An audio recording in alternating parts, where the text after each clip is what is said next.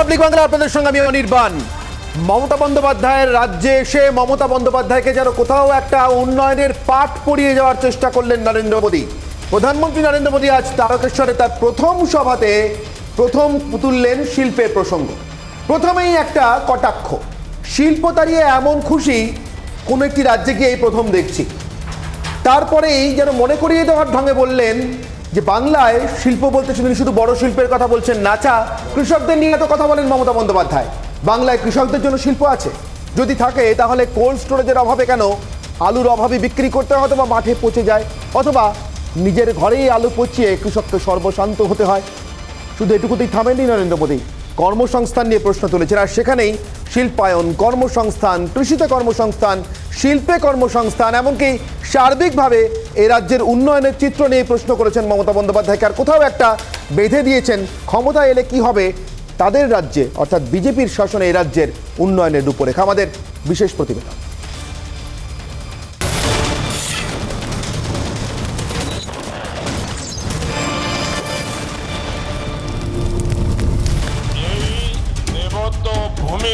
তৃতীয় দফায় ভোটের আগে বঙ্গে আসল পরিবর্তনের রূপরেখা তৈরি করলেন প্রধানমন্ত্রী। কৃষি, শিল্প, কর্মসংস্থান ইস্যুতে বিঁধলেন মমতা সরকারকে। কৃষিকে ভিত্তি করে শিল্পায়নের স্বপ্ন দেখিয়েছিল বামেরা, কিন্তু বাম জমানায় সেই স্বপ্ন ভঙ্গ হয়েছে। কৃষি আন্দোলনকে হাতিয়ার করে উত্থান মমতার। তৃণমূল জমানায় এক দশকে রাজ্যে রাজ্যে বেহাল শিল্প কৃষির ছবি। সিঙ্গুরের অদূরে হুগলির তারকেশ্বর থেকে কৃষি ও শিল্পের সহাবস্থান ঘটিয়ে শিল্পায়নের নতুন দিশা দেখালেন প্রধানমন্ত্রী। बंगाल के लोगों ने फिर एक बार परिवर्तन की कमाल संभाल ली है। आशोल परिवर्तन के उद्घोष में और सोनार बांग्ला के विजन में बंगाल के लोगों की यही आकांक्षा है। শুধু বড় শিল্পই নয়, সেই সঙ্গে কৃষিকে ভিত্তি করে অনুসারী শিল্প গড়ারও প্রতিশ্রুতি মোদির। हुगली देश के सबसे पुराने औद्योगिक क्षेत्रों में से एक रहा है, लेकिन आज क्या हालत हो गई है आप भी जानते हैं। এক দশকে তৃণমূল জামানায় রাজ্যে বেহাল কর্মসংস্থান। করোনা পর্বে সেই ছবি আরও স্পষ্ট হয়েছে। 21-এর ভোটে মমতার বিরুদ্ধে কর্মসংস্থান ইস্যুকে হাতিয়ার করেছে বিজেপি। এদিনের জনসভায় এই ইস্যুতে মমতাকে ফের তোপ দাগেন প্রধানমন্ত্রী। তুলে ধরেন সিঙ্গুরকে বঞ্চনার প্রসঙ্গ। 2 मई को यहां सिर्फ डबल इंजन की सरकार ही नहीं बनेगी, बल्कि डबल बेनिफिट, डायरेक्ट बेनिफिट देने वाली सरकार बनने वाली है। কেন্দ্রের বিরুদ্ধে বরাবরই বঞ্চনার অভিযোগে সরব মুখ্যমন্ত্রী মমতা বন্দ্যোপাধ্যায়। কিন্তু এ রাজ্যেই আয়ুষ্মান ভারতের মতো প্রকল্প বন্ধ, বঞ্চিত রাজ্যের মানুষ। এদিন সেই প্রসঙ্গ তুলে ধরে মমতাকে নিশানা করেছেন প্রধানমন্ত্রী। 2 দফায় ভোট পর্ব মিটেছে রাজ্যে, বাকি এখন 6 দফা। ভোট প্রচারে সরগরম রাজ্য। প্রচারে যুযুধান শাসক বিরোধী 2 শিবিরই। শনিবাসরীয় ভোট প্রচারে রাজ্যে এসে পরিবর্তন নিয়ে আশাবাদী প্রধানমন্ত্রী। রাজনৈতিক আক্রমণের পাশাপাশি তাই 21-এ বিজেপি ক্ষমতায় এলে রাজ্যের বিকাশ সাধনের রূপরেখাও স্পষ্ট করলেন। রিপাবলিক বাংলা। আর অনির্বাণের অগ্নিবাণে আজ এই নিয়েই একের পর এক প্রশ্ন ছুড়ব। প্রধানমন্ত্রী নরেন্দ্র মোদী আসলে উন্নয়নের কি নতুন কোনো দিশা দেখাতে চাইলেন? যে পথে পশ্চিমবঙ্গের উন্নয়নের কথা বলছে তৃণমূল, যে পথে পশ্চিমবঙ্গের উন্নয়নের কথা ভেবেছিলেন বামেরা, তার বাইরে বেরিয়ে নতুন কোনো পথে উন্নয়নের কথা বলতে চাইলেন নরেন্দ্র মোদী। আমার সঙ্গে উপস্থিত অতিথিদের আপনাদের সঙ্গে এক একে পরিচয় করে দিয়ে আমার সঙ্গে রয়েছেন, আমার একেবারে বাঁদিক থেকে, আমার ঠিক বাঁদিক থেকে নীলাদ্রি বন্দ্যোপাধ্যায় রয়েছেন রাজনৈতিক বিশ্লেষক হিসেবে, আমার সঙ্গে রয়েছেন আজিজুল বিশ্বাস রাজনৈতিক বিশ্লেষক হিসেবে, সৈকত গিরি রয়েছেন বামপন্থী সমর্থক বামেদের তরফ থেকে, এবং আমার সঙ্গে রয়েছেন তৃণমূলের তরফ থেকে সৌরভ হালদার। এবং এছাড়াও আরও অন্তত 2 জন অতিথি আমার সঙ্গে আলোচনায় যোগ দেবেন। যখনই যোগ দেবেন আপনাদের সঙ্গে আলাপ করিয়ে দেবো। তার আগে আমার আজকের অতিথিদের জন্য সাজিয়ে রাখা অগ্নিবাণ। আমার আজকের অগ্নিবাণ 1।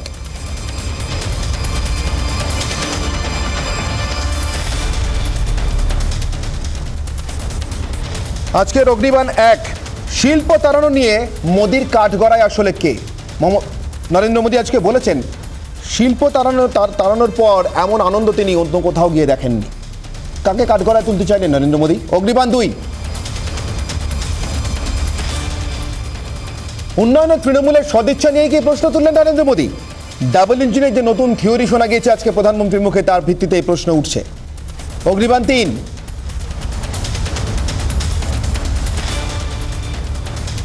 কৃষকের বন্ধু হলে শিল্পের শত্রু হতে হবে? নরেন্দ্র মোদীর আজকের উন্নয়নের যে নতুন রূপরেখা, তার ভিত্তিতেই উঠছে এই প্রশ্ন। আমি একেবারে শুরুতে সৌরভবাবুর কাছে আসবো। সৌরভবাবু, কোথাও মনে হচ্ছে প্রধানমন্ত্রী নরেন্দ্র মোদী আসলে এ রাজ্যের শাসক দলকে, তৃণমূল কংগ্রেসকে কাঠগড়ায় তুললেন? শিল্প তাড়িয়ে এমন খুশি এর আগে কখনো দেখিনি, এর আগে অন্য কোনো রাজ্যেও দেখিনি। তারকেশ্বরে দাঁড়িয়ে বলছেন একটুখানি গেলে সিঙ্গুর। শুধু তাই নয়, যে জেলায় দাঁড়িয়ে বলছেন সেটা বাংলার অন্যতম শিল্পোন্নত জেলা হিসেবে পরিচিত ছিল স্বাধীনতার আগে এবং অন্তত পরবর্তী দুটো দশকে। প্রথমেই বলি, নরেন্দ্র মোদী এবং বিজেপির যে সমস্ত নেতারা এই দুটি ফেজে ইলেকশন হয়ে যাওয়ার পরে যা কথা বলছেন, তা দেখে তারা বুঝতে পারছেন বাংলাতে তাদের পায়ের তলায় মাটি নেই। বাংলার মানুষ তাদেরকে বাংলা থেকে তারা ছুঁড়ে তাদের ফেলে দিয়েছে এবং বাংলাতে তাদের পায়ের তলায় মাটি না থাকার জন্য তারা দিগ্ভ্রান্ত হয়ে গেছেন। একটু আগে নরেন্দ্র মোদীর কথা আপনি বললেন, শ্রদ্ধেয় নরেন্দ্র মোদীজি আমাদের মাননীয় প্রধানমন্ত্রী, তিনি তার কেন্দ্রের সরকার বাংলাকে এমএসএমই সেক্টরে বাংলাকে প্রথম স্থান দিয়েছে। আমার প্রশ্ন সৌরভবাবু, আমার প্রশ্ন, সিঙ্গুরের শিল্প না হওয়াটা কোন একটি দলের রাজনৈতিক সাফল্য হতে পারে, কিন্তু এটি সরকারের রাজনৈতিক সাফল্য হতে পারে? সিঙ্গুরের জমিতে যে চাষ হচ্ছে, মমতা বন্দ্যোপাধ্যায় বলেন, এটা কি সাফল্য না ব্যর্থতা? আমার মনে হয় শিল্প হয়নি, এটা সম্ভবত সিঙ্গুরের মানুষের দুর্ভাগ্য না। সৌরভ, আরেকটা প্রশ্ন, সিঙ্গুরের মাটিতে তৃণমূল পিছিয়ে গেল কেন 19-এর নির্বাচনে? এত সিঙ্গুর কেন্দ্র করে আমি বুঝতে পারছি আপনাদের পায়ের তলা বলছি। আপনি উত্তর পাবেন, আপনি উত্তর পাবেন। বাংলার মানুষের প্রশ্নটা বিজেপির মুখপাত্রের প্রশ্ন উত্তর দিতে বাধ্য নয়, বিজেপির প্রশ্নের উত্তর দিতে বাধ্য নয়। আপনি বাংলার মানুষকে বিজেপির মুখপাত্র ভাববেন না। আরেকজন অতিথি যোগ দিয়েছেন, শিশির বাজুরি আমার সঙ্গে যোগ দিয়েছেন আলোচনাতে। শিশির বাবু, স্বাগত জানাচ্ছি আপনাকে আমাদের এই আজকের আলোচনাতে, রিপাবলিক বাংলার এই ডিবেটে।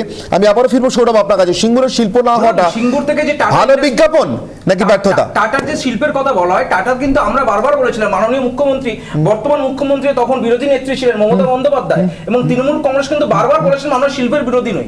আমরা বলেছিলাম ওখানে যে 1000 একর জমি নেওয়া হচ্ছে,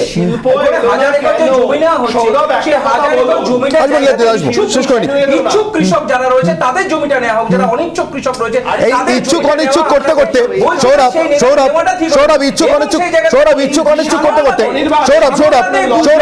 আমি আসবো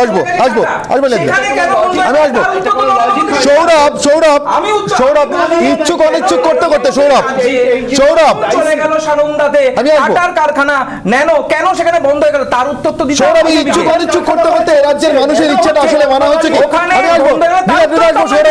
আমি এই মুহূর্তে চলে যাবো শিশির বাজুরির কাছে। শিশির, আপনার কাছে আমার প্রশ্ন, এই ইচ্ছুক কৃষক অনিচ্ছুক কৃষক করতে করতে পশ্চিমবঙ্গের মানুষের আসল যে ইচ্ছাটা, অর্থাৎ এই রাজ্যের শিল্প হোক, কর্মসংস্থান হোক, সেটাই কি শেষমেশ পদদলিত হয়নি?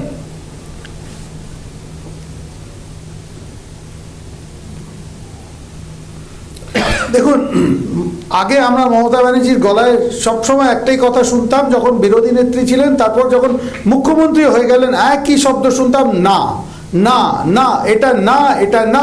একটা আইটিসি সোনার বাংলা হোটেল যখন হলো, সেটার জন্য প্রতিবাদ করলেন, না হবে না। যত জিনিস এখানে হলো সব জিনিসে প্রতিবাদ করলেন, শেষে সিঙ্গুরে টাটার মতন ফ্যাক্টরি এখান থেকে বিদায় করিয়ে দিলেন এই ইচ্ছুক অনিচ্ছুক কৃষকের কথা তুলে। এখন ওনার গলায় আমরা কি শুনি? চাইনা চাইনা চাই। আরে বাবা, অতবার চাইনা বলেছেন, চাইনার কনসেপ্ট ঘাবড়ে গেল, ওদের দেশের উপর আক্রমণ করবেন নাকি? এইসব করে করে করে একটাই প্রশ্ন মমতা ব্যানার্জির দিকে আমার একটাই প্রশ্ন, আপনি আপনার ঘোষণাপত্রে, আপনার ইস্তিহারে তো দেখাতে পারলেন না 10 বছরে কি করেছেন?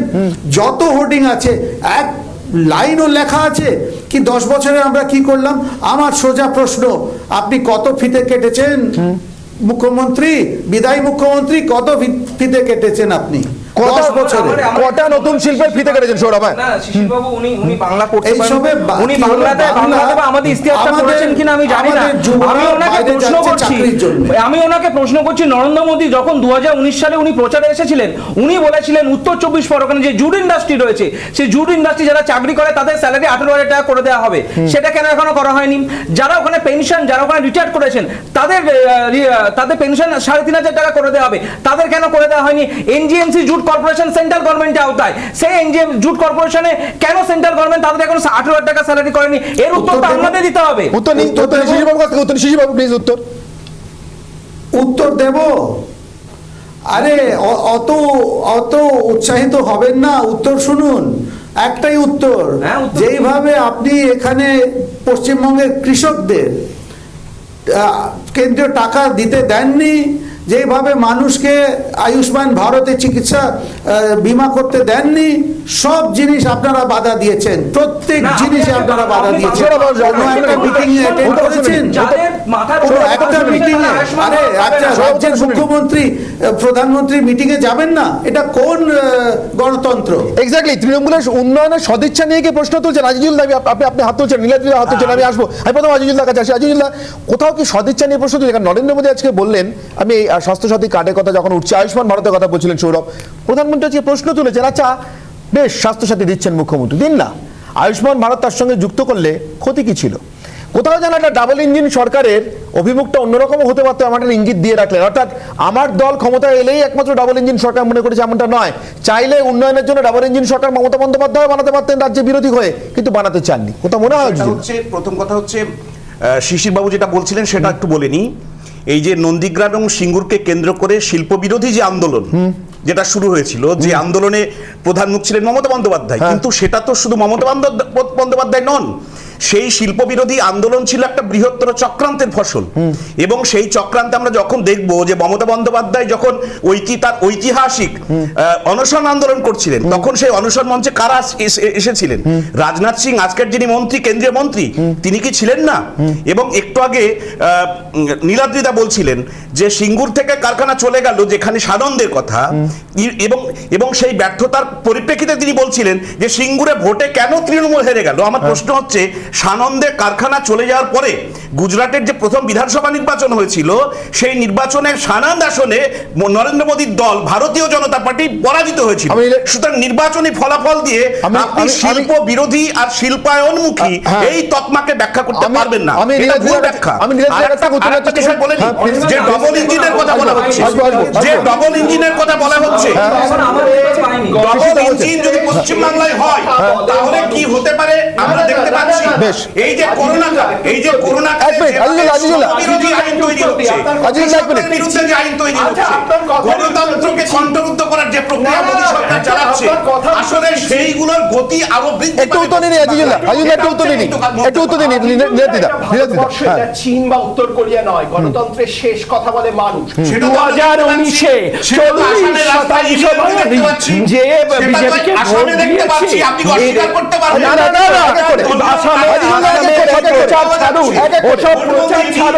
ওটা প্রচার ছাড়ুন। গণতন্ত্রের প্রধান শর্ত হচ্ছে মানুষকে কথা বলতে দিয়া, তাই তারা বিজেপিকে ভোট দিচ্ছে। 40% ভোট।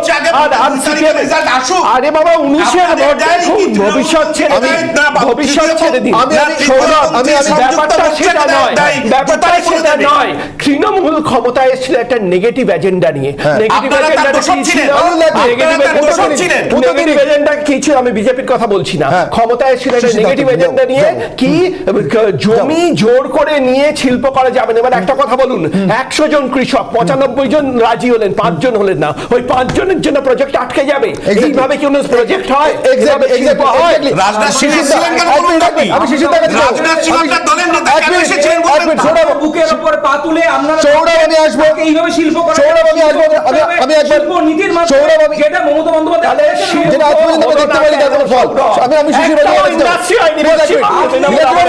নীলাদ্রিবাবু 1 মিনিট, 2 লক্ষ কোটি টাকা শিল্প, নীলাদ্রিবাবু, আমি একটু শিশিরদার কাছে যাবো। শিশিরদা, আপনি আঙুল তুলছেন, কিছু বলার ছিল শিশিরদা প্লিজ। তৃণমূল বলছে আর বাংলার মানুষ জিজ্ঞেস করে। নীলাদ্রিদা আসবো, শিশিরদা নীলাদ্রিদা শিশিরদা প্লিজ। না যোগাযোগ কোনো সমস্যা হচ্ছে শিশিরদার সঙ্গে। আমি সৈকতের কাছে আছি। সৈকত, হুগলিতে দাঁড়িয়ে আজকে নরেন্দ্র মোদী কথাটা বলেন, তারকেশ্বরে দাঁড়িয়ে। আমার আপনার কাছে প্রশ্ন, নিশ্চিতভাবে সিঙ্গুর নিয়ে আপনারা সিঙ্গুরে কারখানা না হওয়ার দায়, শিল্প না হওয়ার দায় মমতা বন্দ্যোপাধ্যায় ঘাড়ে দিতে পারেন, তার কাঁধে রাখতে পারেন বন্ধু। কিন্তু হুগলিতে যে শিল্পোন্নত হুগলির কথা নরেন্দ্র মোদী বলেছেন, তার সবটা তো মমতা বন্দ্যোপাধ্যায়ের দায় নয়, তার এই রুগ্ন হয়ে পড়াটা, সেই দায়টা ভাবেরা অস্বীকার করতে পারে। এখন মুশকিলটা হচ্ছে সকালবেলা হাওড়া ব্রিজ থেকে যখন আপনি গঙ্গার দুপাটটা দেখবেন এখন মমতা আমি কিন্তু আপনার কথা সব কথা ডিস্টার্ব করতে আমার শুরু করাতে যদি আপনি ডিস্টার্ব করেন তাহলে আপনাকেও আমি ডিস্টার্ব করব। কথা বলতে দিতে এটাই হচ্ছে এটাই আরএসএস বিজেপি সমস্যা। এটা আপনি বিজেপি সবচেয়ে বড় প্রবক্তা, দায়িত্ব নিয়েছেন, ঠেকা নিয়েছেন, এতদিন ধরে মমতার জমানে একবারও তো করা পারেন আপনাদের মতো লোকেরাই শেষ করেছে। মমতার চারপাশে যারা ঘুরেছে তারা আজকে অতি বিজেপি হওয়ার প্রমাণ। আমি আসবো, আমি এই উত্তরটা নেবো, তার আগে শিশিরদার সঙ্গে আরেকবার যোগাযোগ করতে পেরেছি, শুনে নি শিশিরদা কিছু বলতে পারছেন কিনা। শিশিরদা প্লিজ।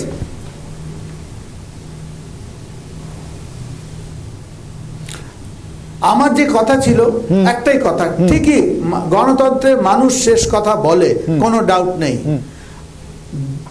দোসরা মে দেখবেন মানুষের রায়, দোসরা মে দেখবেন মানুষের রায়। পশ্চিমবঙ্গে জনতা তৃণমূল আর পিসিআর ভাইপোর পার্টিকে প্রত্যাখ্যান করে দেবে। কেন আপনি এত শিওর আসামের মতো এখানেও কি ইভিএমটাকে চুরি করবেন? আসামের মতো এখানেও কি ইভিএমটা দিয়ে করবেন?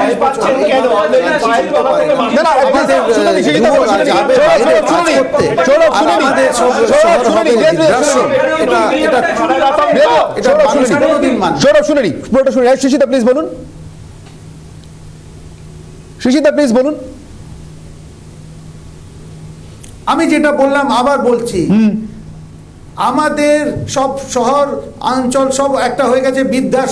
বিধাননগরে গিয়ে দেখুন না, কোনো যুবকে দেখবেন নেই। কেন?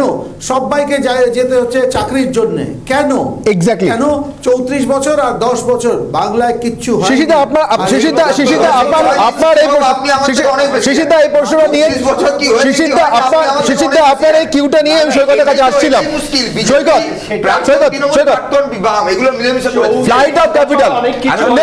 ফ্লাইট অফ ক্যাপিটাল বামেদের আমল থেকে শুরু হয়েছে, মমতা বন্দ্যোপাধ্যায় তাকে ফেরাতে পারেননি, এটা হয়তো তার ব্যর্থতা, কিন্তু বামেরাকে অস্বীকার করতে পারেনি। যেটা বলছেন না, উনি ফেরাতে পারেননি না, উনি নীলাদ্রি বাবুকে পুরো 1 ঘন্টা দিয়ে দিয়েছেন।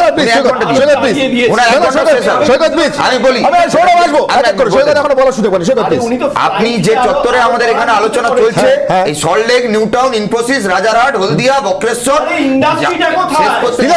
ইন্ডাস্ট্রি না, শেষ করে নিক। ইন্ডাস্ট্রি না, বক্রেশ্বর তো আপনি জানেন কি? আপনি কি জানেন? আপনি বিএসএনএলটা জানেন? আপনি রেলটা জানেন? আপনি রেল বিএসএনএলটা জানেন? আপনি কোল ইন্ডিয়াটা জানেন? সৈকত প্লিজ, প্রত্যাখ্যান করেছে। আপনারা 10 বছর কোথায় ছিলেন? মানুষের তৃণমূলের জমানায় 10 বছর একটা মানুষের ভার্ডিক্টটা মানতে শিখুন। আপনাদের জন্য পশ্চিমবঙ্গের এই অবস্থা।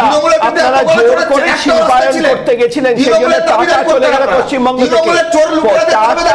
টাটা পশ্চিমবঙ্গে যাওয়ার জন্য তৃণমূল যতটা দায়ী, সিপিএম ততটাই দায়ী।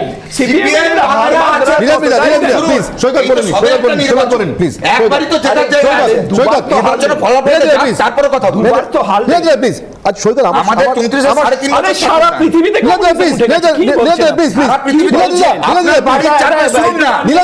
পৃথিবীর ইতিহাসটা হয় আপনার নলেজের বাইরে, ইতিহাসটা আপনার নলেজের বাইরে।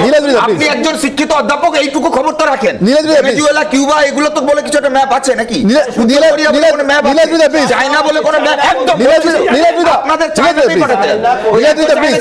চায়নার মডেল নেই। ভারতবর্ষে আপনার মোদি সবগুলো নিয়ে চায়নার। খুব ভালো কথা সৈকত, খুব ভালো কথা। আপনি এই কথায় কথায় চায়নার প্রসঙ্গ এসে গেল, খুব ভালো। আমার প্রশ্ন, চীনের কথা যখন বললেন তাই জিজ্ঞাসা করি। আচ্ছা, 80-র দশক থেকে আমরা দেখলাম চীনের মতো একটা দেশ তার একটা ভয়ঙ্কর উত্থান, ভয়ানক উত্থান তার শিল্পায়নের পথে। আর ঠিক সেই সময় দেখলাম ভেঙে পড়া সোভিয়েত, ভেঙে পড়া পূর্ব ইউরোপ, কিন্তু এ রাজ্যে বামেদের তাতে কিছু হেলদোল নেই। তখনও পর্যন্ত ভোট ব্যাংক ঠিক ছিল, হয়তো দরকার ছিল না হেলদোল খাওয়ার।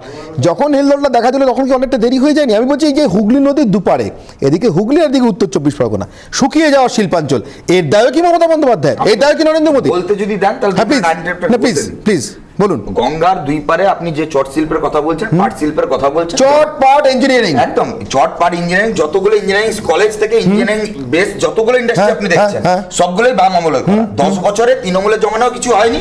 আর এই ইংরেজি বেশি কথা বলছেন, মারাত্মক পাড়ার বই হচ্ছে, পাড়ার মানুষ করতে পারে। আপনি ভাবছেন চীনে বসে আছে, যেটা বলছি এই মুহূর্তে দাঁড়িয়ে আপনি যদি দেখেন এই রাজ্যে মমতা বন্দ্যোপাধ্যায়ের জমানায় যেমন নতুন ফিতে কাটা ছাড় বাদ দিয়ে আর কোনো ইন্ডাস্ট্রি হয়নি, তেমনি গোটা দেশ জুড়ে এই যে জুট কর্পোরেশনের যে চেয়ারম্যান করলেন শুভেন্দুবাবু, 14 পর থেকে সেন্ট্রাল গভর্নমেন্টের হুগলি ইন্ডাস্ট্রি সম্পর্কে কোনো ভূমিকা নেই। এবং আপনি যদি তাকিয়ে দেখেন এই রাজ্যের মাটিতে দাঁড়িয়ে লাল যত খারাপ হোক, অনেকে অপছন্দ করতে পারে, আপনি যতগুলো ইন্ডাস্ট্রির কথা গোটা দেশের বুকে যতগুলো রুগ্ন সরকারি সংস্থাকে বাঁচানোর প্রশ্নে ওই কংগ্রেস সরকার থাকাকালীন বামেরা বাইরে থেকে সমর্থন করবার সময় ওই কন্ডিশনে সমর্থন এই লজিকটা নিতে পারছি না। আমি খুব ক্যাটাগরিক্যালি বলছি, জুট শিল্প উঠে যাওয়ার জন্য একা কেন্দ্র সরকারের দায়? আপনি বলবেন যে 50%, 60% কতটা কেন্দ্র সরকার কেনার কথা ছিল, বুঝলাম, কিন্তু শুধুমাত্র এইটুকু দায়? গঙ্গা এই হুগলি নদীর দুধারে সমস্ত জুট মিলগুলোতে এক সময় ট্রেড ইউনিয়নের নেতারা কি ভূমিকা পালন করেছেন, আমি কারোর নাম করছি না, নাম করে বলাটা আমার উদ্দেশ্য নয়, কি ভূমিকা পালন করেছেন, কিভাবে পার্মানেন্ট শ্রমিক ছাঁটাই হয়েছে, ঠিকা শ্রমিকে তারা রূপান্তরিত হয়েছেন, সেই ঠিকা শ্রমিকরা নিজেদের দৈনিক মজুরি থেকে বঞ্চিত হয়েছেন, অথচ রাজ্যে নাকি শাসন বামেদের। আজকে সকালবেলা ব্যারাকপুরের রাইফেল ফ্যাক্টরি থেকে এলাম, 250 জন শ্রমিককে ছাঁটাই করেছে। কে করছে? রাজ্য সরকার না, সেন্ট্রাল গভর্নমেন্ট। বামেদের আমলে হতো না? বামেদের তো এখানে কোনো ব্যাপারই নয়, সেন্ট্রাল গভর্নমেন্ট। সৈকত গ্রেট ইস্টার্ন হোটেলটা আপনাদের আমলে বিক্রি যখন হচ্ছিল তখন তার ন্যূনতম দামটা পর্যন্ত ঠিক করে পাওয়া যাচ্ছিল না। আইএনটিইউসি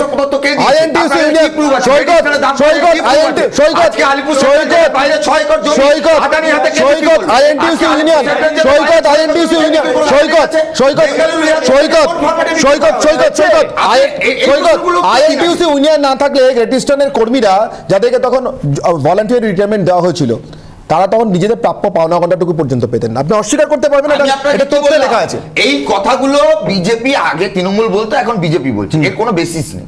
কারণটা আমি বলছি, কারণটা শুনুন। আচ্ছা, কারণটা শুনুন। আদালতে গিয়ে দাবি আদায় করতে হয়েছে। আপনাকে প্রত্যাখ্যান করলেন কেন? সময় দাঁড়িয়ে আপনি 2016-তে সমালোচনা করছেন, 2014 পর আপনি একটা পজিটিভিটি দেখান।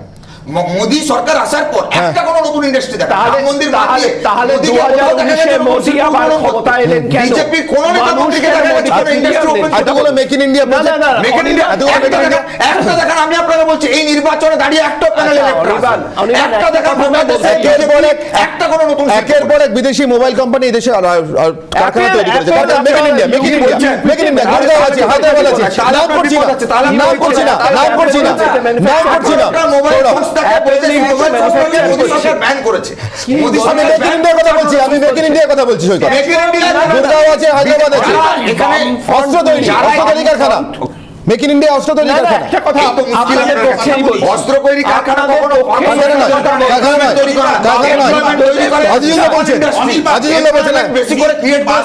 আমলের শিল্প বিক্রি থেকে বিভিন্ন শিল্পায়নে বামেদের অপদার্থতার কথা বলছো। এটা সত্যি তো মানছে, শুধু অসততা। ভোট হচ্ছে, একটা কিছু করুন, আমাদের দেশে 5টি রাজ্যে ভোট হচ্ছে। সেই মুহূর্তে কেন্দ্র সরকার, মোদী সরকার একের পর এক শিল্প, এই যে বীমা কোম্পানি বলো, ব্যাংক বলো, রেল বলো, ডাক বলো, সমস্ত কিছু বিক্রি করে দিচ্ছে। আরে এটাই তো আজকে আমাদের জীবন জীবিকার প্রশ্ন, আজকের জীবন জীবিকার প্রশ্ন। আরে এটা নিয়ে আলোচনা করো। আজকে 30 বছর আগে কি হয়েছে তুমি সেটা নিয়ে প্রশ্ন করছো, তুমি সেটা নিয়ে প্রশ্ন তুলছো। কি করেছে? আরে মশাই আপনারাই তো বলেন দেশ সবার। আরে আপনি চীনে চলুন, ভারতের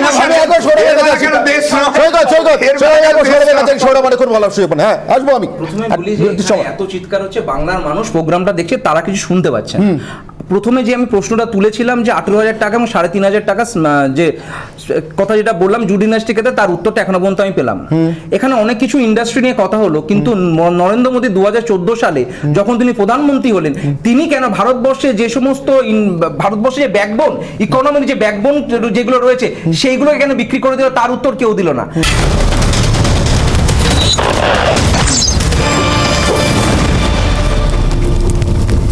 এই মুহূর্তে আমাদের সঙ্গে আজকের ডিবেটে যোগ দিয়েছেন বিজেপির তরফ থেকে নতুন আরেকজন অতিথি রাজলক্ষ্মী বসু। রাজলক্ষ্মী, আপনাকে স্বাগত জানাচ্ছি আমার স্টুডিওতে। ব্রহ্মাস্ত্রে যাব, অর্থাৎ আবার আজকের ডিবেটের ব্রহ্মাস্ত্রে যাবো, কিন্তু তার আগে যে প্রশ্ন নিয়ে গিয়েছে এই ডিবেট চলছিল, যে প্রসঙ্গে চলছিল, আমি আজিজুলদা এবং নীলাদ্রিদার কাছে এক এক করে আসবো। আজিজুলদা, আমি আপনার কাছে প্রথম আসবো। আজিজুলদা, আপনি বলছিলেন বামেদের অপদার্থতা, আপনি শব্দটা ব্যবহার করছেন, আমি বলিনি, কিন্তু আমি বলছি অপদার্থতা বেশি দায়ী নাকি অসততা বেশি দায়ী, নাকি ভিশনলেসনেস বেশি দায়ী? ইচ্ছেই ছিল না শিল্পায়নের বামেদের? না, বামেরা 34 বছর রাজত্ব করেছে, বাংলা শাসন করেছে, এবং তারা প্রায়োরিটির ভিত্তিতে তাদের উন্নয়নমূলক কাজকর্মগুলোকে এগিয়ে নেওয়ার চেষ্টা করেছে। যে মুহূর্তে বাংলায় তারা ক্ষমতা দখল করেছে, ঐতিহাসিক প্রেক্ষাপটটা বুঝতে হবে। 1977 সালে সেই সময় বাংলার মানুষের ডিমান্ড কি ছিল, কোন জায়গায় প্রায়োরিটি দেওয়া দরকার ছিল, অর্থাৎ জীবন জীবিকার প্রশ্ন সেই সময় প্রায়োরিটি পেয়েছে। এবং যে সময় বুদ্ধদেব ভট্টাচার্যের সরকার বা বামফ্রন্ট সরকার যখন বলল যে কৃষি আমাদের ভিত্তি, শিল্প আমাদের ভবিষ্যৎ, এই যে আজকে প্রধানমন্ত্রী বললেন যে কৃষিকে বাদ দিয়ে শিল্প হয় না, আমি একটা বলি, সেই মুহূর্তে বামফ্রন্ট সরকার আমি তর্কে যাচ্ছি না, কিন্তু আমার প্রশ্ন, যে ব্যবসায়ী কার্ডবোর্ডের ব্যবসা করতে করতে পলিমার ইন্ডাস্ট্রির উত্থান দেখতে পান না চোখের সামনে, তার ব্যবসা কি টেকে? তার ব্যবসা কি টেকে? না, আমি যেটা বললাম যে শিল্প মানে শুধু বড় শিল্প নয়, শিল্প আপনি হাসছিলেন, সৈকত আপনি হাসছিলেন, সৈকত আপনি হাসছিলেন। আমার আপনার জন্য একটাই প্রশ্ন, বামেদের ঘড়ি কতটা লেটে চলে? 80 দশকের শুরুতে তথ্য প্রযুক্তি শিল্পকে আপনারা একেবারে কুড়োর বাতাস দিয়ে রাজ্য থেকে তাড়িয়েছেন। 2001-এ দেখলাম আপনারা তথ্য প্রযুক্তি শিল্পের ভগীরথ। নিশ্চিতভাবে আপনি নিউটাউনের কথা বলছিলেন, রাজারহাটের কথা বলছিলেন, তথ্য প্রযুক্তি শিল্পের কথা বলছিলেন, কিন্তু আমি বললাম 20 বছর লেট। 1996 সালে কেন্দ্রে আপনারা সরকারে যাননি, 96 সালে কেন্দ্রে সরকারে যাননি, যাদের সঙ্গে সরকারে যাননি, যাদের সমর্থনে সরকারে যাননি, 2016 সালে তাদের সঙ্গে সরকার গঠন করবার জন্য বিধানসভায় একসাথে নির্বাচন হলেন। রাজনৈতিক, অর্থনৈতিক সব ক্ষেত্রে আপনাদের ঘড়ি 20 বছর লেটে চলে। ঘড়ি 20 বছর লেটে চলে বলেই এই ইনফোসিস গুলো করতে পেরেছি। 20 বছর লেটে চলে বলেই সিঙ্গুর নন্দীগ্রাম ভাবতে পেরেছিলাম, যেটা গোটা দেশ জুড়ে বিজেপি কিংবা অন্য কোন রাজনৈতিক দল 20 বছর লেটে চলে এটা আপনি বলতে দিচ্ছেন না। 20 বছর লেটে যদি বামেরাও চলে থাকে, এই রাজ্যের মাটিতে দাঁড়িয়ে একটা করে নতুন পিলার দেখা, যেটা বাম বাদ দিয়ে কেউ করেছে গোটা দেশ জুড়ে। করোনা ক্ষেত্রে শুরু করে তপসীমালি ভেবেছিলেন, আমরা একবাগাতি গণহত্যার কথা ভেবেছিলেন, আমরা মানুষের জন্য কি ভেবেছিলাম? আমরা যেটা রেজ্জাক মোল্লাকে একটা কথা আজকে খুব মনে পড়ে যাচ্ছে, রেজ্জাক মোল্লা বলেছিলেন যে হেলে হত্যা করে না কেউ দোষে এসেছে। বর্তমানে বিজেপি এবং সিপিএম এর অবস্থা সেম, তারা হেলে হত্যা করে না, কেউ হত্যা গেছে। বর্তমানে মমতা বন্দ্যোপাধ্যায় লড়াই করেছিল কংগ্রেসের সারা বাংলা জুড়ে, যে উন্নয়ন যোগ্য চালাচ্ছে, সেই উন্নয়ন যোগ্য চালিয়ে নিয়ে যাবে, তাদের যে প্রকল্পটা বিজেপি আমি একবার রাজনীতি তারা শ্রেণী শত্রু বলেছিল, তাদের সাথেই তারা হাত মিলাচ্ছে। অর্থাৎ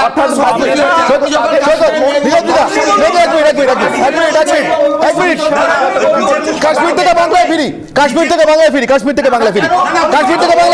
প্লিজ বাংলা নিয়ে আলোচনা করছি। কাশ্মীর থেকে বাংলায় ফিরি, বাংলায় বাংলার উন্নয়ন নিয়ে কথা হচ্ছে, বাংলায় ফিরি। ভারতের বাইরে না, নিশ্চিতভাবে না। আসবো আপাতত বাংলায় ফিরি। প্রধানমন্ত্রী নরেন্দ্র মোদী সাথে আমরা হাত মিলিয়ে এক মিনিট নাকি সেকুলার আমার রাজনীতি বাংলা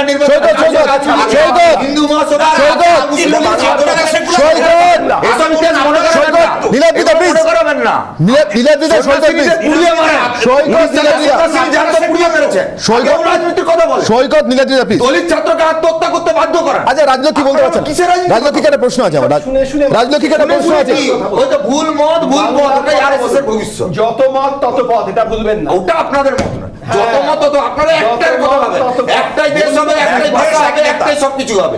বাংলা বাঙালি এগুলোর কোনো অস্তিত্ব থাকবে না। সাথ সবকা বিকাশ, ওইটাই তালিবান দিয়ে পেট্রোল ভরুন 100 আম্বানি আদানি কা সাথ, ভাইবো কা পিতা। আমার আজকের ব্রহ্মাস্ত্র অনির্বাণের অগ্নিবাণে, আজকের ব্রহ্মাস্ত্র অনির্বাণের অগ্নিবাণে, আজকের ব্রহ্মাস্ত্র। রাজ্যে বিরোধী সরকার থাকলে ডাবল ইঞ্জিন সম্ভব নয়। প্রধানমন্ত্রী নরেন্দ্র মোদী এবং বিজেপি নেতারা বারবার ডাবল ইঞ্জিন সরকারের কথা বলছেন। আচ্ছা, যদি রাজ্যে বিরোধী সরকার থাকে তাহলে ডাবল ইঞ্জিন কেন সম্ভব নয়? রাজ্যের মুখ্যমন্ত্রী আর দেশের প্রধানমন্ত্রী একসঙ্গে হাতে হাত মিলিয়ে কাজ করতে পারেন না? আমার প্রশ্ন ছিল, আমার ব্রহ্মাস্ত্র ছিল যে ডাবল ইঞ্জিন সরকার কেন একই দলের সরকার রাজ্য এবং কেন্দ্রে থাকলে সম্ভব, বিরোধী দলের সরকার রাজ্যে থাকলে সম্ভব নয়? রাজলক্ষ্মী, সম্ভব নয়? ওই মাইক টাইসনের না একটা খুব মজার একটা উক্তি ছিল, সেই wife inspire us to get great things and prevent us from achieving them. তো তৃণমূলের অবস্থাটা হচ্ছে সেই বউগুলোর মতন, মুখে শুধু বড় বড় অনুপ্রেরণার বাণী আওড়ায়, কিন্তু সবকিছুতেই তারা মানে বাধা দেয় আর কি। তো সেই কারণে ডাবল ইঞ্জিনটা দরকার। আচ্ছা দেখো, আমাদের পশ্চিমবঙ্গের রূপকার আমরা যাকে বলি ডক্টর বিধানচন্দ্র রায়, তো তিনি রূপকারটা তখনই হতে পেরেছিলেন এখানে ডাবল ইঞ্জিনটা ছিল বলেই, কিন্তু এরকম একাধিক উদাহরণ আমরা দেখতে পেয়েছি। 2011 আমি একটা অন্য উদাহরণ বলি, আমি বলি অনেকটা পরে আমি এসে একটুখানি বলি। নিশ্চিত বলবেন, শুধু আমার একটা প্রশ্ন অ্যাড করে নিন, একটু আমার একটা প্রশ্ন অ্যাড করে নিন। নরেন্দ্র মোদী তার মুখ্যমন্ত্রীতে একটা বড় সময় জুড়ে কেন্দ্রে তার বিরোধী দলের সরকার পেয়েছেন, তাও ডাবল ইঞ্জিন সরকার। আমি আসছি, আমি জানি এই প্রশ্নটা আসবে, এটা আমি জানি এটা আসবে।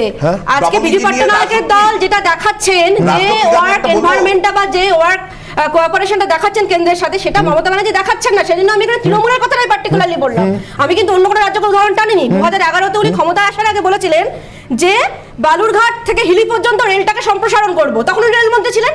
যেই উনি রেলমন্ত্রী থেকে মুখ্যমন্ত্রীতে কনভার্টেড হয়ে গেলেন, আর উনি জমি দিতে পারলেন না। ওই দেখুন, মানে প্রিভেন্ট করে দিচ্ছেন উনি যে কোনো কিছু অ্যাচিভ করার থেকে। উনি বলেছিলেন হাওড়া, আমতা, বরগাছিয়া, চাপাডাঙ্গা এইগুলোতে সমস্ত রেল সম্প্রসারণ হবে। রেলমন্ত্রী থাকাকালীন কি সুন্দর বললেন, যেই মুখ্যমন্ত্রী হয়ে গেলেন আবার উনি জমি দিতে পারলেন না। দেখুন কি সুন্দর মানে দ্বিচারিতা। উনি বলেছিলেন মহানন্দা সেতুটাকে সম্প্রসারণ করা হবে, রেলমন্ত্রী থাকাকালীন বলেছিলেন। টেন্ডার এসে গেল, আবার সব ফেরত চলে গেল। দেখুন যেই উনি ভারী মজার বিষয়, উনি যে রেলমন্ত্রী থেকে মুখ্যমন্ত্রী হয়ে গেলেন, উনারই রেলের সময়ের বলা যে প্রজেক্টগুলো উনি জমি দিতে পারলেন না। রাজলক্ষ্মী, আপনাকে আমি একটুখানি শুধু থামাচ্ছি। আমি আমাদের দর্শকদের জন্য জানিয়ে রাখি, আমাদের হাতে অত্যন্ত গুরুত্বপূর্ণ একটি টেপ এসে পৌঁছেছে রিপাবলিক বাংলার হাতে। আপনারা দেখেছেন, আমরা এর আগে কোল স্ট্রিং অর্থাৎ কয়লা কাণ্ড দেখিয়েছি, এই প্রথম এ রাজ্যে প্রথম দেখিয়েছি। সেই কয়লা কাণ্ডের যে স্ট্রিং আপনাদেরকে দেখিয়েছিলাম, ঠিক সেই স্ট্রিং এর সঙ্গে অত্যন্ত গুরুত্বপূর্ণভাবে যুক্ত সবচেয়ে বড় কাটমানি টেপ, সবচেয়ে বড় সিন্ডিকেট টেপ, যে রাজ্যে কখনো কোনোদিন কেউ কানে শোনেননি, তার প্রমাণ, সরাসরি প্রমাণ, তার সরাসরি স্বীকারোক্তি আমাদের কাছে এসে গিয়েছে রিপাবলিক বাংলায়। আপনারা প্রথম 5 মিনিটের মধ্যে আপনাদেরকে দেখাবো সেই টেপ। 5 মিনিটের মধ্যে স্ট্যান্ড বাই থাকুন আমাদের সঙ্গে। ঠিক 5 মিনিটের মধ্যে রিপাবলিক বাংলা দেখতে পাবেন বাংলার কাটমানিয়া সিন্ডিকেট নিয়ে সবচেয়ে বড় স্বীকারোক্তির টেপ। 7-8 বছর ধরে কিভাবে টাকা তুলেছে বিনয় মিশ্রা, বাংলার সবচেয়ে বড় দুর্নীতির পর্দা ফাঁস করবে রিপাবলিক বাংলা ঠিক 5 মিনিটের মধ্যে। রাজারহাটের সল্টলেকের সিন্ডিকেটের কাটমানির পর্দা ফাঁস হবে। গণেশ বাগারিয়ার গোপন টেপ সামনে আসছে রিপাবলিক বাংলা। 7 থেকে 8 বছর ধরে, গত 7-8 বছরে কিভাবে টাকা তুলেছে বিনয় মিশ্রা ফাঁস হবে রিপাবলিকে। রিপাবলিক বাংলার সঙ্গে থাকুন, বাংলার 1 নম্বর ইলেকশন নিউজ চ্যানেল এবং বাংলার 1 নম্বর চ্যানেল, যা আপনাদেরকে কয়লাকাণ্ডের ভিতরে ঢুকে দেখিয়েছে ঠিক কি ছিল এর ভিতরে, কতটা কালি ছিল। ফিল্মের প্রডিউসারদের থেকে কিভাবে টাকা আনতো বিনয় মিশ্র, কিভাবে টাকা না পেলে বিজনেস বন্ধ করে দেওয়া, অর্থাৎ ফিল্ম প্রোডাকশনের যে বিজনেস তা বন্ধ করে দেওয়ার ধমকি দিত বিনয় মিশ্র, সেই টেপও রয়েছে আমাদের কাছে। গণেশ বাগানের টেপে সবটা জানতে পারবেন। বাংলার এই মুহূর্তের ইলেকশন সিনারিওতে, বাংলাতে নির্বাচনী আবহের মধ্যে সবচেয়ে বড় দুর্নীতির পর্দা ফাঁস হবে রিপাবলিক বাংলায়। বড় বড় ব্যবসায়ীদের কাছ থেকে কিভাবে টাকা আসতো, কিভাবে টাকা নিত বিনয় মিশ্র, কিভাবে সবচেয়ে বড় তোলাবাজ অপারেট করতো বাংলায়, তার সমস্ত কিছু রিপাবলিক বাংলায়। এই মুহূর্তে স্টুডিওতে উপস্থিত আমাদের অতিথিদের সঙ্গে এক এক করে কথা বলে নেব। আমি একদম শুরুতেই সৌরভ আপনার কাছে আসবো। সৌরভ, জাস্ট একটা রিয়াকশন, এখনো পর্যন্ত টেপ দেখানি, কিন্তু টেপ দেখাতে চলেছি, দেখাবো আপনাদেরকে, শোনাবো, সাধারণ দর্শকদেরকে শোনাবো। প্লিজ সৌরভ একটা রিয়াকশন, যদি যে টেপ সামনে আনতে চলেছি তার সেই প্রসঙ্গে। না, সেটা তো এখন বিষয়, সেটা কার গলা কার নয়, সেটা না শুনে তো আমার পক্ষে কিছু বলা সম্ভব নয়। আমি শুনতে হবে, না শুনে এরকম কিছু বলা সম্ভব নয়। অনেকেই আছে তৃণমূল কংগ্রেসে কালেমালিপ্ত করার জন্য এরকম করছে, কিন্তু সেসব করে কোনো লাভ হবে না। তৃণমূল কংগ্রেস, মমতা বন্দ্যোপাধ্যায় তার যে 64টা প্রকল্প করেছে এবং 64টা প্রকল্পে 64টা মোহর নিয়ে তৃণমূল কংগ্রেস আবার বেশ, পুনরায় 64 প্রকল্পের কথা আমি সৈকতের কাছে আছি। সৈকত, রাজারহাটের কথা আপনি বলছিলেন, রাজারহাটে যে কোনো নিউ কনস্ট্রাকশন সাইটে কিভাবে রাজারহাটে নিউ কনস্ট্রাকশন সাইটে শিল্পপতিদের কাছ থেকে, আবাসন শিল্পে যারা বিনিয়োগ করতে আসেন তাদের কাছ থেকে তোলা হতো, টাকা এক্সটর্ট করা হতো। সকালবেলা তার টেপ আছে। মাটিতে দাঁড়িয়ে দেখেছিলাম যে শুভেন্দু অধিকারী আর শঙ্কুদেব পান্ডা তোলাতে মোড়ে টাকা নিচ্ছে। তখন তৃণমূলে ছিল, বিজেপি স্লোগান দিয়েছিল, আমরাও স্লোগান দিয়েছিলাম যে তোলাবাস শুভেন্দু অধিকারী শঙ্কুদেব পান্ডা দূর হাঁটু। আর আজকের দিনে দাঁড়িয়ে সেই শঙ্কুদেব পান্ডা শুভেন্দু অধিকারী আপনার বিজেপির মাথায় বসে রয়েছে। আমি এই আশঙ্কা প্রকাশ করছি, কোনোদিন আবার বিনয় মিশ্র বিজেপিতে যোগ দিলে বিজেপি উইথড্র করবে না। রাজলক্ষ্মী কমরেড বিনয় চৌধুরী বলেছিলেন of the promoter, by the promoter, for the promoter. তখন জ্যোতিবাবু বলেছিলেন মশাই আপনি মন্ত্রিত্বটা কেন ছেড়ে দিচ্ছিলেন না? আর দিবাকর বাউরিকে ধরা গিয়েছিল, তিনিও কয়লা মাফিয়ার সাথে যুক্ত ছিলেন এবং তিনি রাজ্য থেকে যখন চলে যান তারপর তাকে বিহার থেকে ধরে আনা হয়েছিল। এবং তখন বিনয় পাল বলেছিলেন হ্যাঁ সিপিএম পার্টির মধ্যে সিন্ডিকেট, তোলাবাজ এবং কয়লা মাফিয়া জুড়ে বসে রয়েছে। এই মুহূর্তে সবচেয়ে বড় ব্রেক, বাংলার সবচেয়ে বড় দুর্নীতির পর্দাফাঁস গণেশ বাগারিয়াতে Republic Bangla. Super exclusive tape Republic Bangla. बहुत सुनता हूँ मैं, पेपर वगैरह में पढ़ता हूँ, सिंडिकेट तो बंगाल का पेट बर्ड है सर। क्या है ये? एक सिंडिकेट है वहाँ पर जो Rajarhat area, new town area में नया कंस्ट्रक्शन हो रहा है, वहाँ सिंडिकेट फॉर्म कर दिया पॉलिटिकली। अच्छा, जिसको भी बालू, पत्थर, ब्रिक्स, जो भी मटेरियल लेने पड़ेंगे सिंडिकेट के थ्रू लेने पड़ेंगे। तो वही सिंडिकेट फेमस नाम हो गया। तो उसका फिर कट कहाँ जाता है? जैसे कि जो भी कलेक्शन होती होगी तो कट कहाँ जाता है? लोग क्या करते हैं, जैसे सपोज करिए किसी चीज की रेट 100 रुपया, तो सिंडिकेट वाले लेते हैं 120 रुपया, इंफीरियर क्वालिटी देते हैं, मेजरमेंट में भूल। तो ऐसे करते सिंडिकेट वाले कमाते हैं और जो पॉलिटिकल बॉसेस है उनका अपना अंडरस्टैंडिंग रहता है।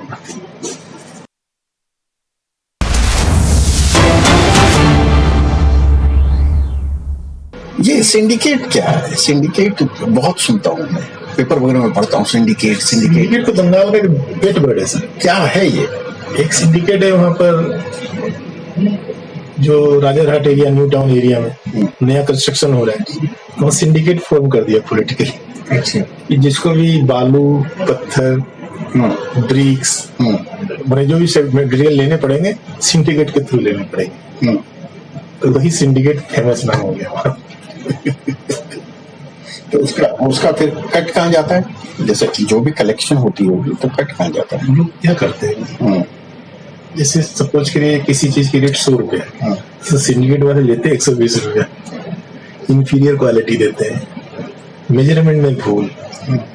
तो ऐसे करते सिंडिकेट वाले कमाते हैं और जो पॉलिटिकल बॉसेस है उनका अपना अंडरस्टैंडिंग रहता है।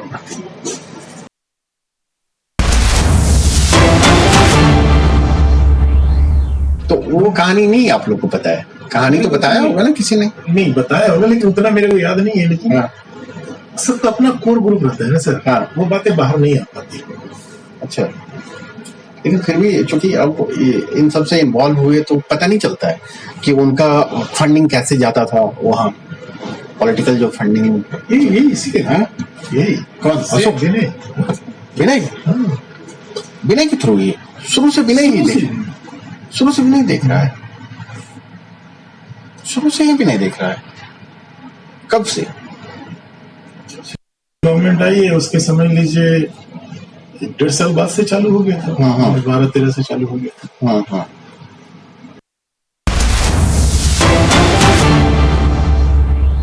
ये सिंडिकेट क्या है? सिंडिकेट बहुत सुनता हूँ मैं, पेपर वगैरह में पढ़ता हूँ, सिंडिकेट तो बंगाल का पेट बर्ड है सर। क्या है ये? एक सिंडिकेट है वहाँ पर जो Rajarhat area, new town area में नया कंस्ट्रक्शन हो रहा है, वहाँ सिंडिकेट फॉर्म कर दिया पॉलिटिकली। अच्छा, जिसको भी बालू, पत्थर, ब्रिक्स, जो भी मटेरियल लेने पड़ेंगे सिंडिकेट के थ्रू लेने पड़ेंगे। तो वही सिंडिकेट फेमस नाम हो गया। तो उसका फिर कट कहाँ जाता है? जैसे कि जो भी कलेक्शन होती होगी तो कट कहाँ जाता है? लोग क्या करते हैं, जैसे सपोज करिए किसी चीज की रेट 100 रुपया, तो सिंडिकेट वाले लेते हैं 120 रुपया, इंफीरियर क्वालिटी देते हैं, मेजरमेंट में भूल। तो ऐसे करते सिंडिकेट वाले कमाते हैं और जो पॉलिटिकल बॉसेस है उनका अपना अंडरस्टैंडिंग रहता है।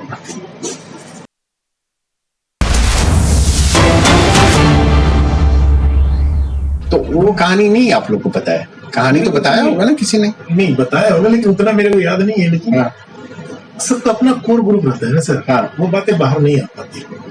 अच्छा, लेकिन फिर भी चूंकि अब इन सब से इन्वॉल्व हुए तो पता नहीं चलता है कि उनका फंडिंग कैसे जाता था वहाँ, पॉलिटिकल जो फंडिंग। यही इसी के यही कौन अशोक विनय विनय के थ्रू ही शुरू से विनय ही शुरू से भी नहीं देख रहा है, शुरू से ही भी नहीं देख रहा है। कब से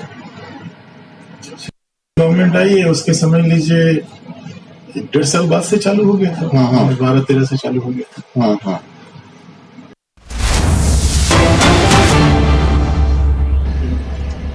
एक स्टोरी और सुनिएगा। एक्साइज कमिश्नर अपना आदमी पोस्टिंग कर दिया और एक्साइज कमिश्नर यहाँ बैठा हुआ, उसके बगल में खुद बैठ गया बिना मिसा, और सब जो जितने भी प्रोड्यूसर है सबको बुला लिया और सबको बोलता है पर बोटल इतना देना होगा। तो उसमें से एक दो जो स्ट्रॉन्ग थे वो बोल दिए लेकिन नहीं दे सकेंगे। तो ठीक है, तो कल से अपना बिजनेस बंद कर लो सबके साथ।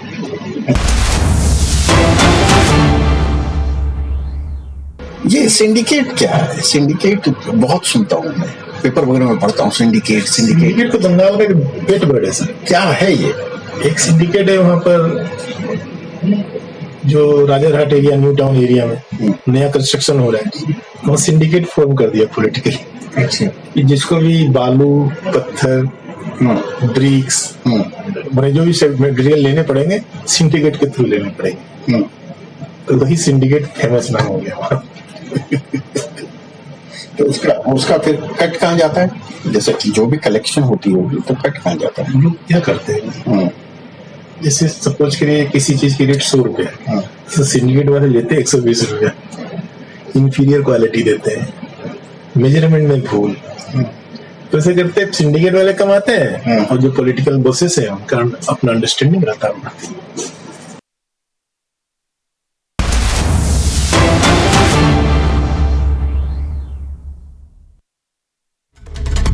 বাংলার দুর্নীতির সবথেকে বড় পর্দাফাঁস রিপাবলিক বাংলায়, যেখানে দেখা যাচ্ছে গণেশ বাগড়িয়া তিনি নিজে বলছেন বিনয় মিশ্রা কিভাবে টাকা তুলতেন এবং পলিটিক্যাল ফান্ডে সেই টাকা বিনয় মিশ্রা দিতেন। শুধু তাই নয়, বিনয় মিশ্রা সিন্ডিকেটের সঙ্গে যুক্ত ছিলেন। রাজারহাটে যে সমস্ত সিন্ডিকেট চলে সবকিছুর সঙ্গে বিনয় মিশ্রা যুক্ত, সেখান থেকেও টাকা আসতো। এছাড়াও টাকার আরো সোর্স আছে। কি সেই সোর্স? না প্রডিউসারদের কাছ থেকে, যারা ছায়াছবির প্রযোজক তাদের কাছ থেকেও টাকা নিতেন বিনয় মিশ্রা, এবং তিনি বলতেন যদি টাকা না দেওয়া হয় তাহলে কাল থেকে আপনার ঝাপ বন্ধ করে দেব, আপনাকে বিজনেস করতে দেব না। এমন বিস্ফোরক অডিও ক্লিপিং আমরা দেখালাম, অডিও ক্লিপ দেখালাম গণেশ বাগড়িয়ার। আমি প্রথমেই চলে যাব রিয়াকশন নিতে। আমার সঙ্গে রয়েছেন এই মুহূর্তে সৈকত গিরি, সৌরভ হালদার রয়েছেন, আজিজুল বিশ্বাস রয়েছেন, নীলাদ্রিদা রয়েছেন, রাজলক্ষ্মী রয়েছেন। আমি চলে যাই সৌরভ হালদারের কাছে। সৌরভ, দেখলে শুনলে কি বলবে? একটা কথাই বলছি, একটু সৌরভের কাছে। বাংলায় শিল্প নেই কে বললো? বাংলায় তো সিন্ডিকেটই সবচেয়ে বড় শিল্প, তাই না সৌরভ? প্রথমে বলি 2016 সালের কথা খুব মনে পড়ছে। 2016 সালে যখন বাংলাতে নির্বাচন হয় তার ঠিক আগে এরকম প্রেস কনফারেন্স একটা করা হয়েছিল। সে প্রেস কনফারেন্স করে সেখানে একটি স্ট্রিং অপারেশনের মাধ্যমে দেখানো হয়েছিল কারা কারা নারদার কাছ থেকে টাকা নিয়েছে, তারাই আজকে এসে তার মধ্যে ইতিহাস কাটবো না, তোমাকে ইতিহাস কাটতে হবে না, এই রিঅ্যাকশন আগে দাও। সৌরভ, কথা এড়িয়ে গেলে হবে না। সৌরভ, এটার আগে রিঅ্যাকশন দাও। বাংলার মানুষ জানতে চাইছে, এটা রিঅ্যাকশন দাও। সৌরভ, এটা রিঅ্যাকশন। সৌরভ, এটা রিঅ্যাকশন। ইতিহাস ঘাটতে হবে, তখন পরে ঘাটো, পরে আগে এটা রিঅ্যাকশন। সৌরভ, এভাবে বাংলার মানুষকে তুমি, বাংলার মানুষের প্রশ্নকে তুমি থামাতে পারো না। এটা রিঅ্যাকশন আগে। সৌরভ, এটার আগে রিঅ্যাকশন। তুমি ইতিহাসে ফিরে যাচ্ছ। সৌরভ, বিনয় মিশ্রা যাকে এই মুহূর্তে সিবিআই খুঁজছে, অ্যাবসকন্ডেড, দেশে আছে না বিদেশে আছে সেটা আমরা এখন ঠিকঠাক করে জানি না, এজেন্সি বলতে পারবে। তারা তাদেরও তদন্ত সাপেক্ষ। সেরকম একটা লোক এক্সাইজ কমিশনারের পাশে বসে সমস্ত সিনেমা প্রডিউসারদের ডেকে নিয়ে এসে বলছে ধান্দা করনা হয় ইয়া हमारे साथ লাইন পে চলনা है, অর্থাৎ আমার সঙ্গে থাকবেন, আমাকে টাকা দেবেন, আমার ডিমান্ড মতো, অথবা আপনার ঝাঁপ বন্ধ হবে। লজ্জা নয় রাজ্যে? প্রথম কথা বলি, এটা বিনয় মিশ্রের গলা কিনে বা কারোর হয়ে আমি কোনো কথা বলতে চাই না। বিনয় মিশ্রের গলা কিনা সেটা বিনয় মিশ্রের গলা কিন্তু আমরা বলি গণেশ বাগারিয়ার টেপ, গণেশ বাগারিয়া জানাচ্ছেন কিভাবে আমাকে বলেন বিনয় মিশ্র আমাদের দলের সঙ্গে তার কোনো সম্পর্ক নেই। প্রথম কথা বলি, যুব তৃণমূল এবং আমরা সব্যসাচী দত্ত কে তিনি কোন রাজনৈতিক দল করেন তার প্রশ্ন তো বাংলার মানুষ করবে। এই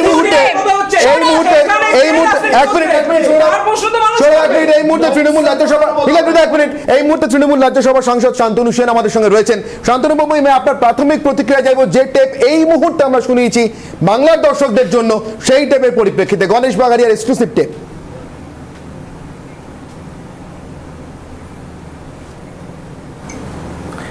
না, আমি প্রতিক্রিয়া দেবো, কিন্তু তার আগে আপনাকে এনশিওর করতে হবে যে মাঝখানে কেউ ঢুকে ঝগড়া করবে না।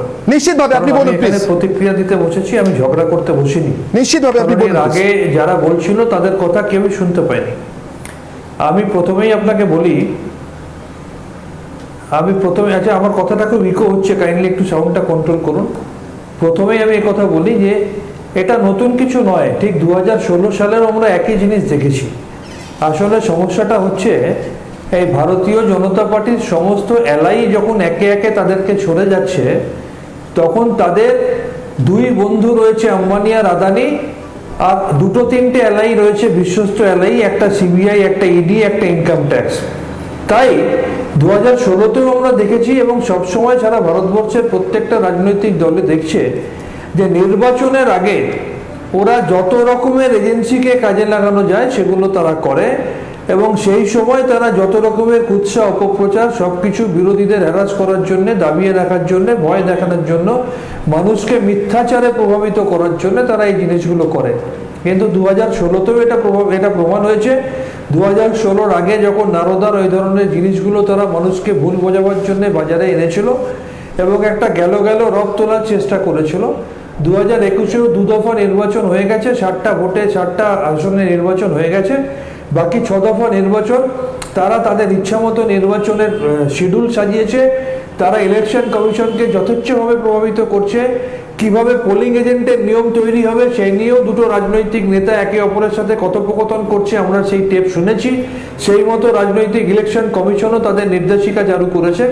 সুতরাং একদিকে ইডি সিবিআইকে কাজে লাগানো, অন্যদিকে ইলেকশন কমিশনকে বকলমে প্রভাবিত করা, এটা নতুন কিছু নয়। ভারতবর্ষের গণতন্ত্র, ভারতবর্ষের ফেডারেল স্ট্রাকচারকে ভেঙে তছনছ করে বিজেপি যেন তেন প্রকারেণ ভয় দেখিয়ে, পয়সা দিয়ে কিনে যে কোনো তেন প্রকারেণ সরকার গঠনের চেষ্টা করছে।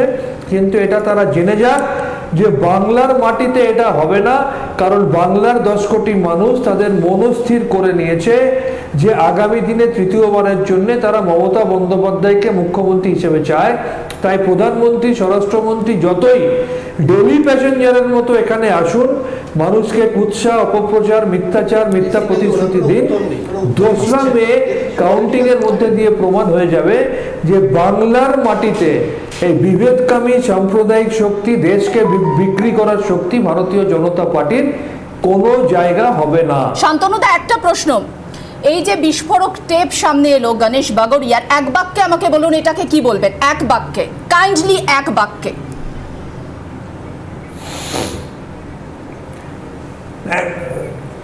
এক বাক্যে এই ধরনের কোনো কিছু, এটা তদন্ত সাপেক্ষ, এ নিয়ে কিছু বলবো না। কিন্তু একটাই কথা বলবো, ভারতীয় জনতা পার্টির সেই পুরনো চাল, কিন্তু এই চাল 2016তেও কাটেনি, এই চাল 2021এও খাটবে না। আমার একটা প্রশ্ন আছে বাবু, প্লিজ। শান্তনুবাবু, আমার একটা প্রশ্ন আছে আপনার কাছে, অনির্বাণ, আমার একটা প্রশ্ন আছে শান্তনুবাবু আপনার কাছে। 2016-র সঙ্গে আপনি বারবার তুলনা করছেন। 2016-তে নিশ্চিতভাবে যাদের নাম প্রকাশ্যে এসেছিল, আপনি যে স্টিং এর কথা বলছেন, যে স্টিং অপারেশনের সূত্রে, তারা জনপ্রতিনিধি ছিলেন, নির্বাচিত জনপ্রতিনিধি ছিলেন। বিনয় মিশ্র নির্বাচিত জনপ্রতিনিধি নয়, এবং 2016-তে যাদের নাম প্রকাশ্যে এসেছিল তাদের ক্ষেত্রে দুর্নীতির অভিযোগটা বা সামনে আসা স্টিং অপারেশনের সূত্রে যেভাবে দেখা গিয়েছিল, বিষয়টা তাতে মনে হয়েছিল ব্যক্তিকেন্দ্রিক দুর্নীতি বা ব্যক্তিগত দুর্নীতি। কিন্তু বিনয় মিশ্রের যে অডিও টেপ আমরা শুনলাম এবং শোনালাম, তা কিন্তু ব্যক্তিকেন্দ্রিক নয়, তার জালটা অনেক গভীরে। এবং একই সঙ্গে সেটা অনেকটা বিস্তৃত গোটা রাজ্য জুড়ে এবং ভীষণভাবে গভীরে। আমার প্রশ্ন এখানেই শান্তনুদা, 2016 সঙ্গে রাজনৈতিক তুলনা আপনারা টানতেই পারেন পরিস্থিতিগতভাবে, আরও একটা বিধানসভা নির্বাচন সামনে রয়েছে বলে তার মধ্যে রয়েছে বলে, কিন্তু বিস্তারের ক্ষেত্রে, গভীরতার ক্ষেত্রে, গুরুত্বের ক্ষেত্রে দুটোকে এক করে দেখবেন?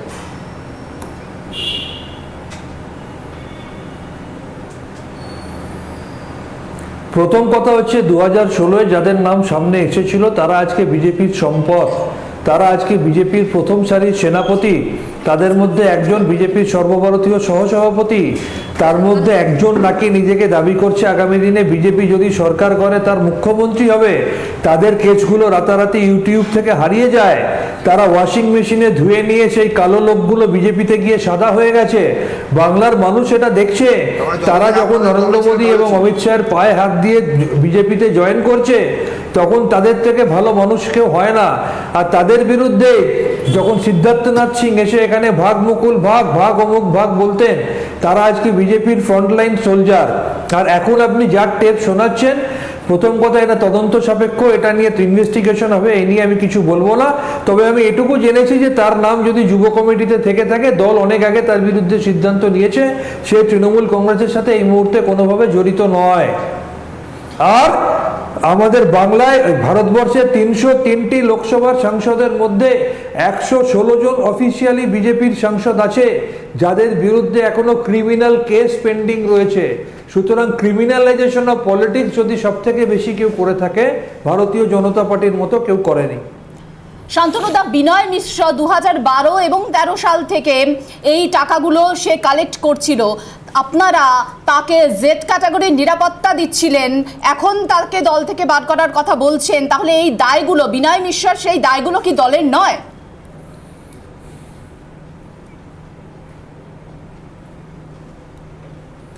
আমি আবার বলছি একটা জিনিস আপনি মনে করুন, ভারতবর্ষের ভারতীয় জনতা পার্টির সর্বভারতীয় সভাপতি, নামটা বলে আমি আর লজ্জা দিতে চাইছি না, তিনি হাতে নাতে টাকা নিতে ধরা পড়েছিলেন, ভারতীয় জনতা পার্টির সভাপতি।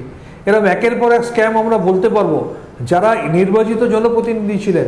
আর আপনি এখন যার নাম বলছেন, হয়তো সে কোনো একটা সংগঠনের সাথে যুক্ত ছিল, যে মুহূর্তে দল জানতে পেরেছে দল কিন্তু তাকে রেয়াত করেনি। তৃণমূল কংগ্রেসই একমাত্র পরে শম্ভুনাথ কাউ তৃণমূল কংগ্রেসে নির্বাচিত কাউন্সিলর ছিল, তার বিরুদ্ধে একটা অপরাধের দাবি উঠেছিল বলে সে আজও জেল খাটছে। মমতা বন্দ্যোপাধ্যায় একমাত্র পারে যে তার নৈতিকতা বজায় রেখে দুর্নীতির বিরুদ্ধে লড়াই করতে প্রয়োজনে নিজের রাজনৈতিক সহকর্মী নির্বাচিত জনপ্রতিনিধিরও তিনি রেয়াত করেন না। এটা তার বারবার প্রমাণিত হয়েছে, যে কারণে 2021-এ অনেক বিজয়ী বিধায়ককে তিনি টিকিট দেননি। অন্যদিকে দেখুন, যারা তৃণমূল কংগ্রেস থেকে উৎখাতিত হয়েছে, প্রতারিত হয়েছে, যাদের বিরুদ্ধে একাধিক দুর্নীতি স্ক্যাম, তারা মাথায় করে নিয়ে তাদেরকে ভারতীয় জনতা পার্টি নির্বাচনের প্রথম সারির মুখ করে তারা ভোটে লড়ছে।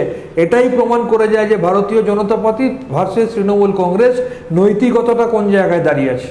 অনেক ধন্যবাদ শান্তনুবাবু আমাদের সঙ্গে কথা বলার জন্য এবং সময় দেওয়ার জন্য, আপনার প্রতিক্রিয়ার জন্য। আমি শান্তনুবাবু যে প্রতিক্রিয়া দিলেন তার সূত্রে সরাসরি রাজলক্ষ্মী এবং নীলাদ্রির কাছে আসবো। এক, রাজনৈতিক ষড়যন্ত্র, রাজলক্ষ্মী যা বললেন শান্তনুবাবু। দুই, যদি শেষ পর্যন্ত বিনয় মিশ্র, যিনি এখানে অভিযুক্ত, এই টেপে যার নাম বারবার শোনা যাচ্ছে, তিনি যদি দোষীও প্রমাণিত হন, তৃণমূল কংগ্রেসের সঙ্গে তার সম্পর্ক নেই। এবং তিন, শেষ পর্যন্ত দোষী প্রমাণিত হন অথবা না হন, এমন অপরাধীদের আশ্রয় দিয়ে কাছে টেনে নেয় বিজেপি। আমি রাজলক্ষ্মীর কাছে প্রথম শুনি, প্লিজ প্লিজ। সততার পরাকাষ্ঠা যিনি রয়েছেন ওনাদের দলের নেত্রী হয়ে এবং সুপ্রিমো হয়ে, তো যখন তারই দোসর যখন বলেন 25% টাকা আপনারা রেখে 75% কালীঘাটে দিয়ে আসুন, তখন কি ব্যবস্থা নিয়েছিল তৃণমূল কংগ্রেস নামক দলটি? আর ধরে নিলাম খুব তর্কের খাতিরে, আমি শান্তনুবাবুর কথাকে ধরে নিচ্ছি, হ্যাঁ ফাঁসানো হচ্ছে, ধরে নিচ্ছি, আমি তর্কের খাতিরে বলছি, কিন্তু তাহলে যদি বিজেপির সাথে তৃণমূলের তুলনাটা করতেই হয়, যখন জহির হাওলাদার স্ক্যান্ডালে মিথ্যেভাবে যখন লালকৃষ্ণ আদবানিকে ফাঁসানো হয়েছিল, তখন উনি কিন্তু পদত্যাগ করার সাহসটা রেখেছিলেন। তাহলে আজকে যারা আপনার ভাষাতে ফাঁসানো হয়েছে, আপনার ভাষাতে, তারা পদত্যাগ কেন করছেন না? তাই বিজেপির সাথে না কম্পেয়ারটা দয়া করে করতে আসবেন না। আর অনেকগুলো কথা শুনলাম কি বিজেপির লোকেরা নাকি নানা রকম ক্রিমিনাল কেসের সাথে যুক্ত রয়েছে। তা যখন আপনারা কংগ্রেসে ছিলেন তখন মোহাম্মদ তসলিমা উদ্দিনের বিরুদ্ধে মোট 13খানা ক্রিমিনাল চার্জেস ছিল, পরে সেটা বেড়ে 18খানা হয়। আপনারা তখন কোনো প্রতিবাদ করেননি। শঙ্কুবাবু আর শুভেন্দুবাবু দোষী না দোষী না যে স্টিং অপারেশন রাজলক্ষ্মী সেটা যদি সত্যি হয় না, না, সত্যি না ভুল?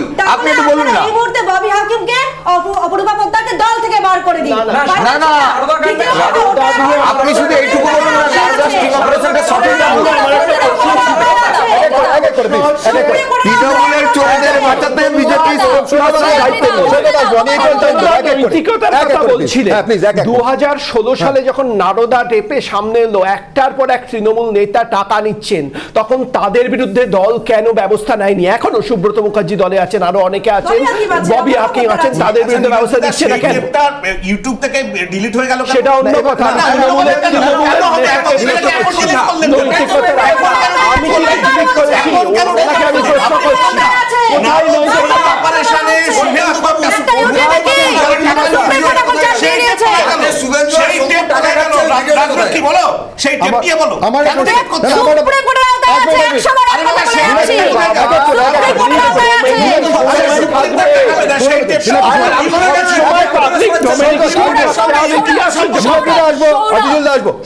তৃণমূলের সাধারণ সম্পাদক বিনয় মিশ্র ছিলেন, তার কার্যকলাপের দায় কি দল নেবে না? সৌগত রায় তোমরা চেনেন না?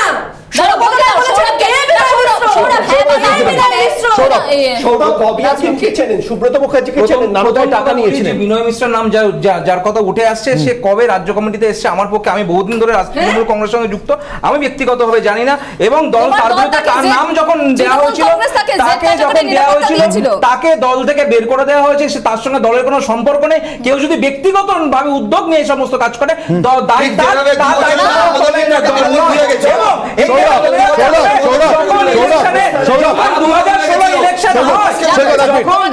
সৌরভ, আমার একটা প্রশ্ন। একদিন নয়, দুদিন নয়, 1 মাস নয়, 2 মাস নয়, 7 মাস, 8 মাস, 7-8 দিন নয়, 7-8 বছর ধরে কেউ একটা কাজ এভাবে করে গেল, তারপর দল জাস্ট তাকে বহিষ্কার করে দিয়ে দায়টা ছেড়ে ফেলতে পারে? সম্ভব। সে যদি দলের নাম নিয়ে, সে কেউ যদি দলের নাম নিয়ে দলকে প্রেক্ষাপট করে, কেউ যদি ব্যক্তিগত যদি দুর্নীতি করে, তার দায় কখনো দল নেবে না। শান্তনুদা খুব সুন্দর কথা বললেন যে সোমনাথ কাউ যখন তাকে যখন দোষী সাব্যস্ত করা হয়, সে কিন্তু এখনো জেল খাচ্ছে। আরবুলের নামে যখন তার জন্য নামে যখন কেস এসছে, সেও কিন্তু জেল খেটেছে। ফলে তৃণমূল কংগ্রেস হলো ভারতবর্ষের মধ্যে একমাত্র রাজনৈতিক দল, সেই দলের কোনো কর্মী, সেই দলের যদি কোনো কর্মী হোক, নেতা হোক, সে যদি দোষী সাব্যস্ত হয়, তার জন্য আইনানুগ ব্যবস্থা নিতে মমতা বন্দ্যোপাধ্যায়। কিন্তু 2016 সালে যদি আমরা দেখি, নারদাতে যারা দোষী তারা আজকে বিজেপির নেতা। আজকে সারদাতে যাকে বলা হয়েছিল ভাগ মুকুল, আমার অনিমান দা ভাগ মুকুল ভাগ বলা হয়েছিল, আজকে মুকুল রায়ের বিরুদ্ধে কেন সিবিআই এগোচ্ছে না, কেন ইডি এগোচ্ছে না? বাংলার মানুষকে দিতে হবে। নিশ্চিতভাবে এই প্রশ্নের উত্তর রাজলক্ষ্মীর কাছ থেকে নেওয়ার চেষ্টা করব। বিজেপির তরফ থেকে রাজলক্ষ্মী রয়েছেন, নির্দ্বিধায় যদি রাজনৈতিক বিশ্লেষক হিসেবে উত্তর দিতে পছন্দ করেন দেবেন। কিন্তু আমার একটা প্রশ্ন আছে সৌরভ, হয় নারদা স্টিংয়ে যাদের সবাইকে দেখা গিয়েছিল তারা সবাই দোষী? যদি এটা মেনে নি সৌরভ, তাহলে যারা তৃণমূলের বাইরে আছেন, তৃণমূলের ভিতরে আছেন, তারা প্রত্যেকে দোষী। তৃণমূলের বাইরে যারা আছেন, তারা যে দলে আছেন সেই দলের নেতৃত্বের দায়িত্ব তাদের বিরুদ্ধে ব্যবস্থা নেওয়া অথবা তদন্তে সহযোগিতা করা। তৃণমূলের ভিতরে যারা আছেন তাদের জন্য তৃণমূল কংগ্রেস কি দায়িত্ব পালন করছে?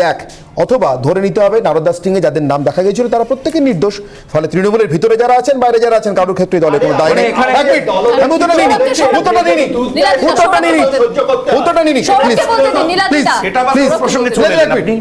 সালটা 2016 সালে প্রেস কনফারেন্সটা কোথা থেকে হয়েছিল? বিজেপির পার্টি অফিস থেকে।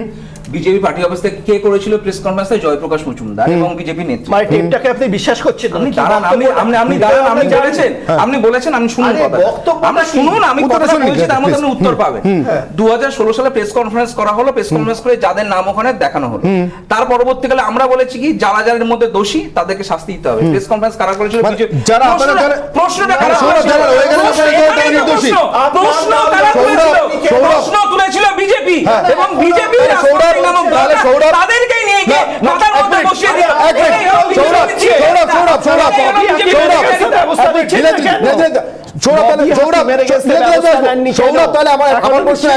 তৃণমূল কংগ্রেস তাহলে নিজস্ব মতে একটা তদন্ত প্রক্রিয়া চালিয়ে এটা বুঝে নিয়েছে তৃণমূল কংগ্রেসের ভিতরে যারা এখনো রয়ে গিয়েছেন তারা নির্দোষী, আর যারা বেরিয়ে গেছেন তারা দোষী।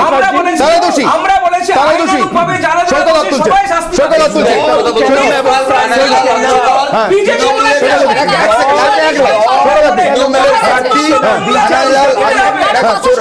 তৃণমূলের প্রার্থী কানাইলাল বাবুকে কালকে সাংবাদিকরা জিজ্ঞেস করছে যে দাদা আপনি যদি জেতেন আর তৃণমূল যদি সরকার তৈরি করতে না পারে আপনি কি করবেন? তিনি রিপ্লাই দিচ্ছেন যে আমি নির্বাচনে যদি জিতি আর তৃণমূল সরকার তৈরি করতে না পারে তাহলে আমি জনগণের কাছে যাবো, বিজেপিতে যোগদান করবো কিনা তখন সিদ্ধান্ত নেবো। তার মানে অর্ধেক তৃণমূলটাই বিজেপিতে যাওয়ার জন্য রেডি। এখানে নীলাদ্রিরা রাজলক্ষ্মী বাবু আর দিদি তো বলছে যে আমার দলের 200 পার করাতে হবে, তাহলে এখনো তো সরকার আছে।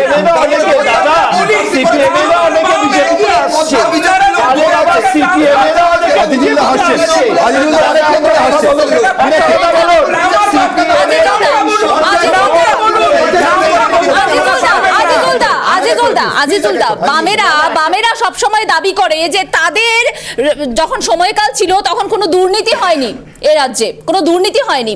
এই যে তৃণমূল কংগ্রেসের দীর্ঘদিনের একটা দুর্নীতির অভিযোগ, সিন্ডিকেটের দুর্নীতির অভিযোগ সহ নানান অভিযোগ, তার আজকে একটা অডিও টেপ আমরা প্রকাশ করলাম। আপনি কি বলবেন? তার আগে বলি, আপনারাই তো বলেন দুর্নীতি তৃণমূল কংগ্রেস আমলে সবথেকে বেশি হয়েছে। দুর্নীতি হয়ে থাকে তাহলে পরবর্তী যে 10 বছর যে সরকারটা চলছে সেই সরকারের রেসপন্সিবিলিটি ছিল সেই দুর্নীতির তদন্ত করা এবং দোষীদের শাস্তি দেওয়া। সেই ঘটনা কি 10 বছরে দেখেছি আমরা? করতে পারিনি সরকার। আর একটা জিনিস বলছি, আসলে না না না মানে কি দুর্নীতি হয় সেই দায়িত্ব নেবে সিবিআই। আরে আমাকে বলতে দিন, আজকে তোমাদের সিবিআই নন্দীগ্রামে ক্লিন চিট দিয়েছে, কি বলছেন? এর সত্যতা প্রমাণিত হয়নি, এই টেপ আদৌ সত্য কিনা সেটা সেই প্রশ্ন রেখেই আমি বলছি আসলে এই একটা একটা করে টেপ বের হচ্ছে, তার মানে একটা একটা করে জাল বিস্তৃত হচ্ছে। অর্থাৎ প্রিপেড যে স্কিম বাজারে চলছে, অর্থাৎ সরকার গঠনে যদি কিছু কিছু সদস্য কম পড়ে যায়,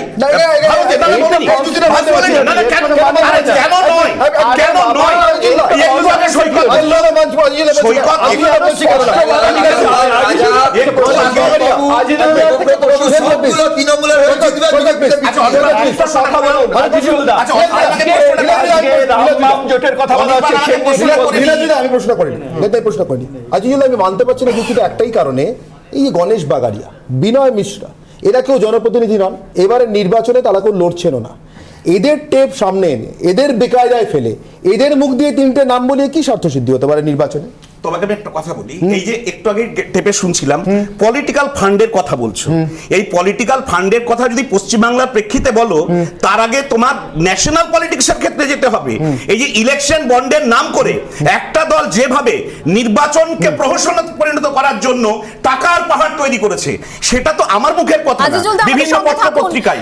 সুতরাং বিজেপি নেতা তথাগত রায় রয়েছেন, তথাগত দাস স্বাগত রিপাবলিক বাংলায়। যে টেপ আমরা শোনালাম দর্শকদের, গণেশ বাগড়িয়া স্বীকারোক্তি, বিনয় মিশ্রা বিভিন্ন দুর্নীতির সঙ্গে যুক্ত, পলিটিক্যাল ফান্ডে তিনি টাকা দিতেন এবং সিন্ডিকেটের সঙ্গে সরাসরি যুক্ত। আপনার প্রতিক্রিয়া তথাগত দা? হ্যাঁ, যে খবরটা বেরোলো এটা তো চাঞ্চল্যকর বললে কিছুই বলা হয় না। এটা আমি আশা করছি যে আরো পরতে আরো এই তথ্য বেরোবে এবং এর ধরনের দুর্নীতি পশ্চিমবঙ্গের রাজনীতির ক্ষেত্রে এবং এইসব ব্যবসার ক্ষেত্রে বাসা বেঁধে আছে, এই দুর্নীতির মুখোশ খুলে পড়বে। এই জন্য আমি রিপাবলিক সাধুবাদ জানাচ্ছি যে তারা এরকম বড় একটা ব্যাপার করেছে। গণেশ বাগাড়িয়া, অভিষেক ব্যানার্জি, এই সমস্তকে জড়িয়ে যে জিনিসটা বেরিয়েছে, এটা আমি সাগ্রহে অপেক্ষা করব আরো তথ্য কবে বেরোবে, কখন বেরোবে তা। এটাকে তৃণমূল কংগ্রেসের পক্ষ থেকে বলা হচ্ছে এটি তদন্ত সাপেক্ষ এবং এই ধরনের টেপ এর আগেও বেরিয়েছিল, এর কোনো সত্যতা প্রসঙ্গে প্রশ্ন তুলেছে তৃণমূল কংগ্রেস এবং বলছে যে 2016 সালে যে টেপ বেরিয়েছিল সেই অভিযুক্তরা এখন বিজেপিতে। না, তৃণমূল কংগ্রেস এটাকে স্বীকার করে নেবে এটা কি আশা করা যায়? কখনোই স্বীকার করবে। এর কোনো একটা ভুতুম ভাজুম দিয়ে এটাকে অস্বীকার করার চেষ্টা করে তদন্ত সাপেক্ষ, অবশ্যই তদন্ত সাপেক্ষ। কিন্তু যখন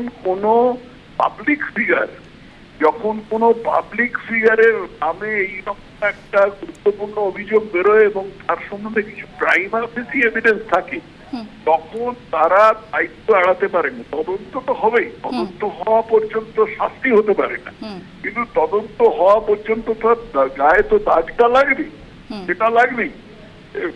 এবং সেটা নিয়ে এখন এই সমস্ত আবল তাবল যাকে বলে নেম এক্সকিউজ তৃণমূলের তরফ থেকে দেওয়ার চেষ্টা হচ্ছে, যেটা প্রত্যাশিত সেটা ওরা দেবে আমি ধরে নিয়েছি। এখন দেখা যাক তারপরে কোথাকার জল কোথায় গড়ায়। ধন্যবাদ তথাগত আমাদের সঙ্গে কথা বলার জন্য। আমি একটু নীলাদ্রিতার কাছে আসি। নীলাদ্রি অনেক রিপাবলিক বাংলাকে ধন্যবাদ দেবো। বাংলায় তো দুর্নীতি অনেক দিন হচ্ছে, কিন্তু মিডিয়া চোখ বুঝেছিল। এই প্রথম মিডিয়া কিন্তু দুর্নীতির দিকে আঙুল তুলে স্পষ্ট প্রশ্ন করছে। এটা বাংলার মিডিয়া একটা যুগান্তকারী ঘটনা। আমরা বলেছিলাম কথা হবে মিডিয়া অলমোস্ট ছিল এখানে, মিডিয়া চুপ করে মিষ্টি মিষ্টি প্রশ্ন করতো। তার থেকে বেরিয়ে আসতে থেকে সত্যি একটা মানে ব্রেথ অফ ফ্রেশ এয়ার। অনেকগুলো প্রশ্ন এসেছে, আজিউল্লাহ করেছেন, সৈকত করেছেন, এমনকি আমার সঙ্গে থাকা সৌরভও করেছেন, প্রত্যেকেই করেছেন যে কোনোদিন যদি এমন কোনো রাজনৈতিক প্রয়োজন দেখা দেয় যে এই দুর্নীতিগুলোতে যারা যুক্ত তারা ভারতীয় জনতা পার্টিতে চলে গেলেন বা তাদেরকে ভারতীয় জনতা পার্টি প্রয়োজন হলো, সেদিনকে ভারতীয় জনতা পার্টি এদের দুর্নীতির দিকে আর তাকাবে না, চোখ বন্ধ করে থাকবে, এমন কোনো সম্ভাবনা কথা আপনার মনে হয়? হ্যাঁ, রাজলক্ষ্মীর কাছে আসবো, তার আগে নীলাদ্রি। ভারতীয় জনতা পার্টি কিন্তু একটা অর্গানাইজ সংগঠন, এর উপর আরএসএস বলে একটা সংগঠনের প্রভাব এটা মাথায় রাখবেন। এর পাশাপাশি যদি ভারতীয়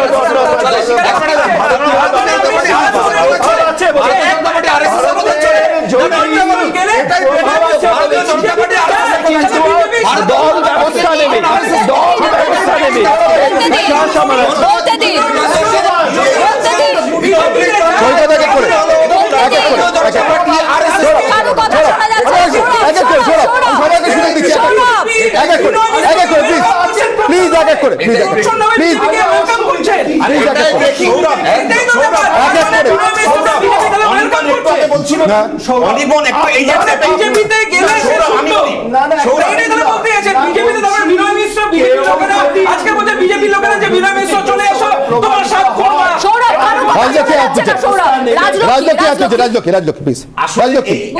এই যে টেপগুলো আসলে কাজে লাগবে। যদি বিজেপিতে আসলে পরে কোনো একটি ব্যক্তির উপরে যদি কোনো চার্জেস থেকে থাকে সেটা যদি শুদ্ধই হয়ে যেত, তাহলে 2020 এই 16 নভেম্বর মুকুল রায়কে নতুন করে ফ্রেশ নোটিশ পাঠাতো না ইডি। এবং শুধুমাত্র মুকুল রায় নয়, তার স্ত্রীর সমস্ত রকম ব্যাংক অ্যাকাউন্ট খতিয়ে দেখা হয়েছে, সেটা তার উপরে করতো না। বিজেপি একটি রাজনৈতিক দল এবং সে রাজনৈতিক দল একটা যে কোনো রাজনৈতিক দলই হচ্ছে রাজনৈতিক দলের মতন করে চলে। 6 বছর সরকার কোথায় ছিল? ইডি কোথায় ছিল 6 বছর? যেদিনকে এনামুলকে গ্রেফতার করা হলো সেদিন কেন মমতা ব্যানার্জি বললেন বেশি বাড়াবাড়ি করবেন না? যেদিনকে এনামুলকে গ্রেফতার করা হলো, যেদিন এনামুলকে গ্রেফতার করা হলো,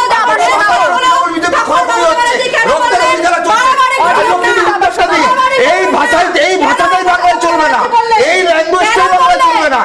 নেতারা গঙ্গায় হোলি খেলবে আর গোটা রাজ্যে তৃণমূল বিরোধী কর্মীরা খুন হবে, এই রাজনীতিটাকে আটকাতে হবে। আমরা তো এই কারণে বলছি তৃণমূল বিজেপিকে এই কারণে প্রত্যাখ্যান করতে হবে।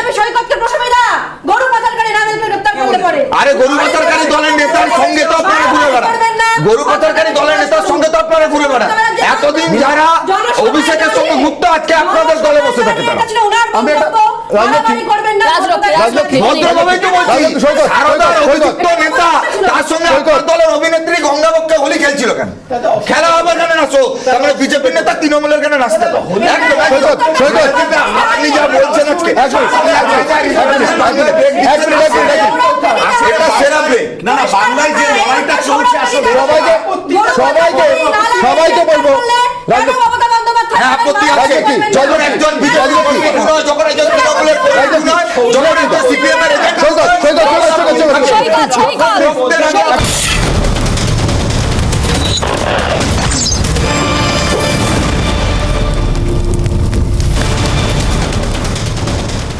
ये सिंडिकेट क्या है? सिंडिकेट बहुत सुनता हूँ मैं, पेपर वगैरह में पढ़ता हूँ। सिंडिकेट तो बंगाल का पेट बर्ड है सर। क्या है ये? एक सिंडिकेट है वहाँ पर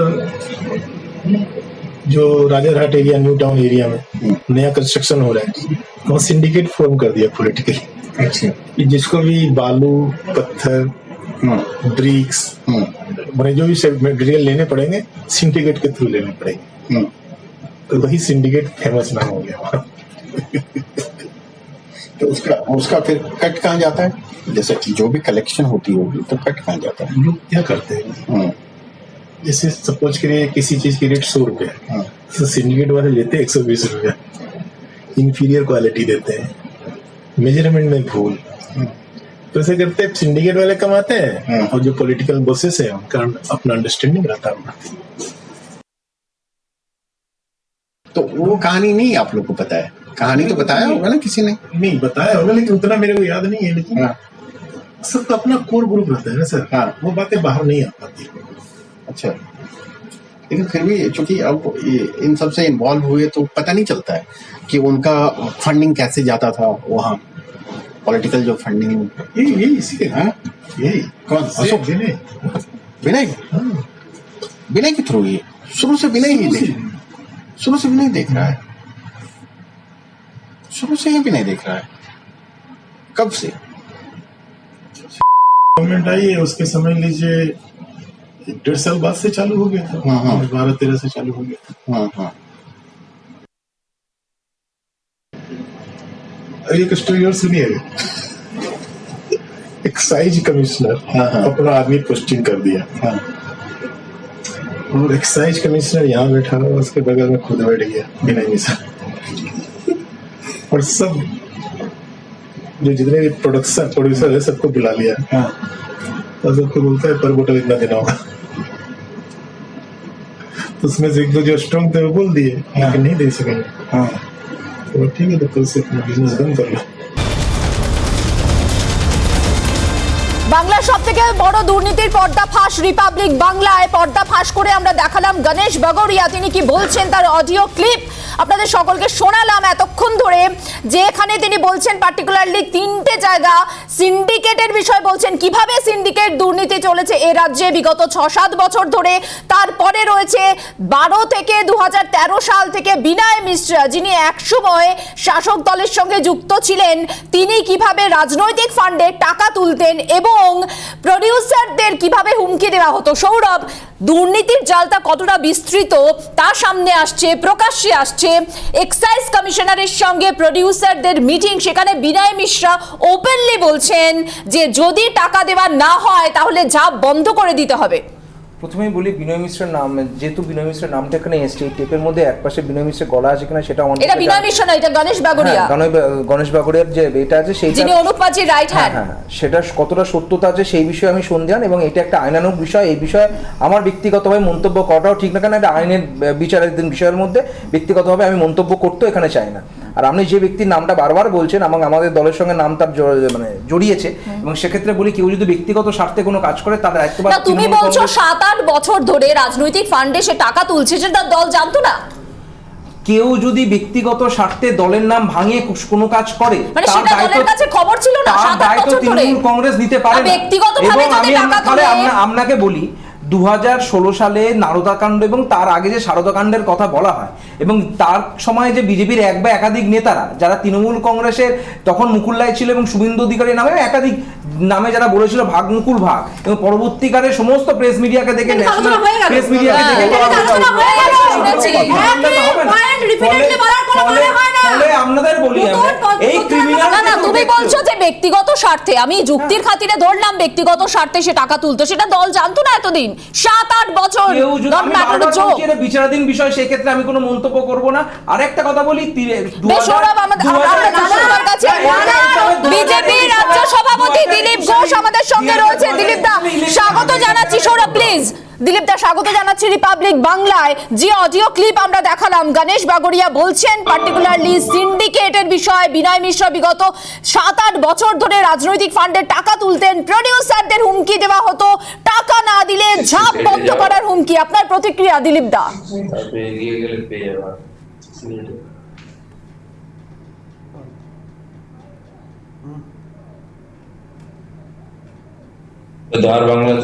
দিলীপ দা শুনতে পাচ্ছেন? দিলীপ দা স্টুডিও থেকে মীনাক্ষী শুনতে পাচ্ছেন?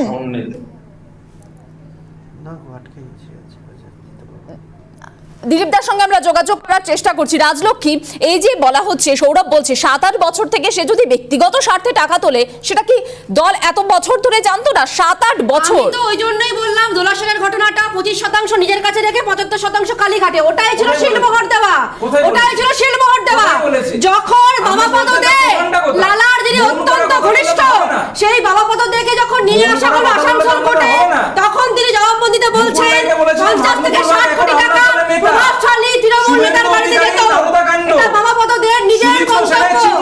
কোথায়? তার মানে তারা কি করছে? কোথায় এত টাকাগুলো? রাজ্যটিকে বলতে দাও, সৌরভ বলতে দাও, যাবো তোমার কাছে যাবো। আরেকটা খালি ঘটনা মনে করাই, 2015-তে আমাদের ইন্টেলিজেন্স ব্যুরো একটা খালি তথ্য দিয়েছিল যে তৃণমূলের এমপি আহমেদ হাসান ইমরান, দেখা গেল তিনি বাংলাদেশের এক দুষ্কৃতির সাথে যুক্ত রয়েছেন এবং তার সাথেও টাকা ট্রানজাকশনের তথ্য পাওয়া গিয়েছিল। তার সাথেই তথ্য পাওয়া গিয়েছিল। আজকে যদি দোষ থাকে তাহলে করে বলুন, কেন লালা মানে লালাকে যখন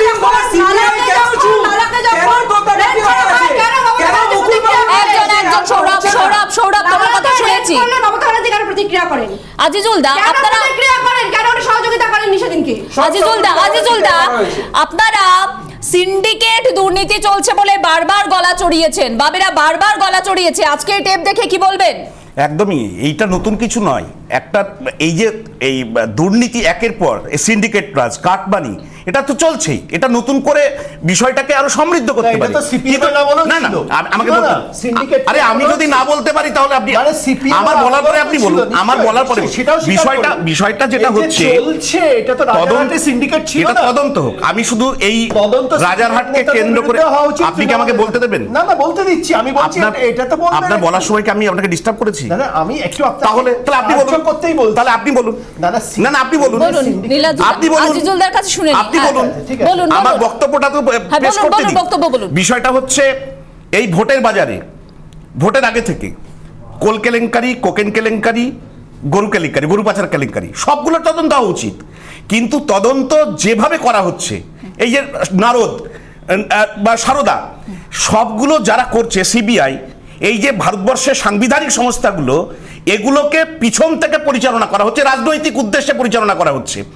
যখন আমার রাজনৈতিক প্রয়োজন হচ্ছে, বিপক্ষকে কুপকাত করতে হবে, তখন সিবিআই কে আমি কাজে লাগাচ্ছি। এটা কতদিন চলবে? আমার প্রশ্ন হচ্ছে তদন্ত হোক না, দুর্নীতির তদন্ত, যারা দোষী তারা শাস্তি পাক, যারা দোষী তারা শাস্তি পাক, না দোষী যারা তারা শাস্তি পাক, আমরা চাইছি। কিন্তু আপনারা রাজনৈতিক প্রয়োজনে কেন বুঝতে পেরেছি, বলতে দিন। বড় বড় কথা বলছেন। এই যে সিন্ডিকেট রাজের সূচনা হচ্ছে বামফ্রন্ট আমলে, বুদ্ধদেব ভট্টাচার্যের নেতৃত্বে যে সরকার ছিল,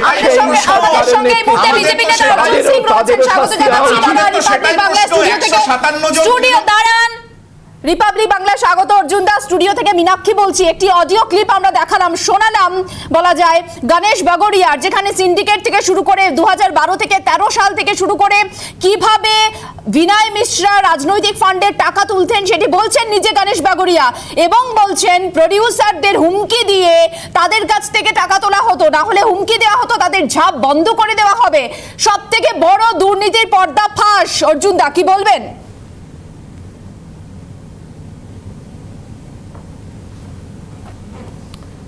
এটা আপনাদেরকে ধন্যবাদ জানাবো কি আপনারা এই দুর্নীতি ফাঁস করেছেন, এই এটা অডিও বা ভিডিও পাবলিশ করেছেন আপনারা। কিন্তু যে লোকটা উনি যিনি তৃণমূল হয়ে ডিফেন্ড করছিলেন, আমি ওনাকে বলছি উনি সবসময় তৃণমূল একটা ভাষা ইউজ করে পিছন থেকে পরিচালনা হচ্ছে এজেন্সিগুলোকে। তো মমতা ব্যানার্জি যেরকম এজেন্সিগুলোকে পরিচালনা করেন, পুলিশকে পরিচালনা করেন, সেটা মতন উনারা ভেবে নিচ্ছেন কি সেন্ট্রাল এজেন্সি এভাবে পরিচালনা করে। সেন্ট্রাল এজেন্সি এভাবে পরিচালনা হয় না।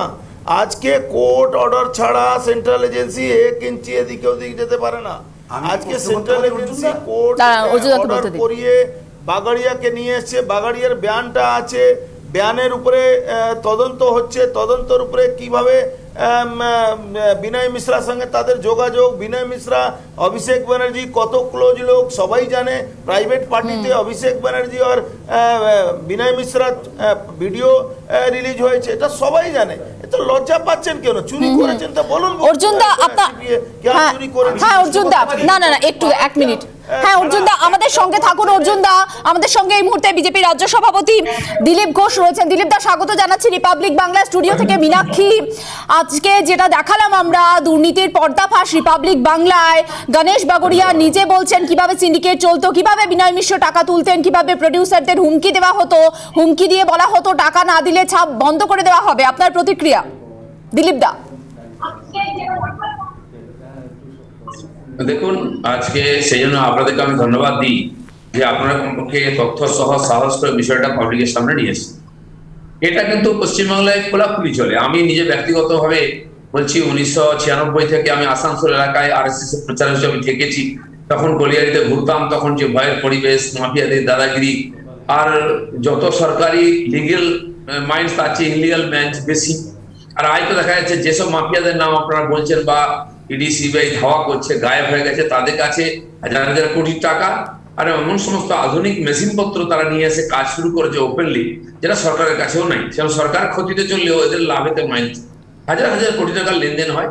আর সেই টাকা সরকারি অফিসার, রাজনৈতিক নেতা, মন্ত্রী, মানে দূর দূরান্তে যায়। আর টাকা কলকাতায় কিভাবে আসে ওখানকার সাধারণ লোক জানে, কোন গাড়িতে যাচ্ছে, কোন অনুভবে যাচ্ছে, কারা পৌঁছে দেয়, এটা ওপেন সিক্রেট ছিল। কিন্তু কেউ এটা বিরোধিতা করতো না, কেউ কমপ্লেন করতো না, কেউ হাত দিত না। কমপক্ষে আজকে মোদী সরকার এই এত বড় রাষ্ট্রীয় সম্পত্তি লুট হচ্ছে, যেটা এত বছর চলে এসেছে, সেটায় হাত লাগিয়েছে, বন্ধ করছে এবং দোষীদের খুঁজছে সাজা দেওয়ার জন্য। এটা অভিনব। সেই জন্য সরকারকে আমি ধন্যবাদ দিচ্ছি এবং আপনাদেরকেও ধন্যবাদ দিচ্ছি। কমপক্ষে আপনারা এই ধরনের তথ্য সামনে তুলে দেখাচ্ছেন যে কত বছর ধরে আমাদের দেশের সম্পত্তি কিছু অসাধু লোক লুট করে নিয়ে যাচ্ছে, সেটা লোকের সামনে এসেছে। দিলীপ দা, তৃণমূল কংগ্রেসের প্রতিক্রিয়া আসছে। বিনয় মিশ্রা, যিনি যুব তৃণমূল কংগ্রেসের সাধারণ সম্পাদক ছিলেন, আমি প্রশ্ন করেছিলাম যে আপনারা তো জেড ক্যাটাগরি দিয়ে তাকে রেখেছিলেন, তার এখন তৃণমূল কংগ্রেসের প্রতিক্রিয়া, আমরা তাকে দল থেকে বার করে দিয়েছি, তাহলে কি তার সমস্ত দায় দল ঝেড়ে ফেললো?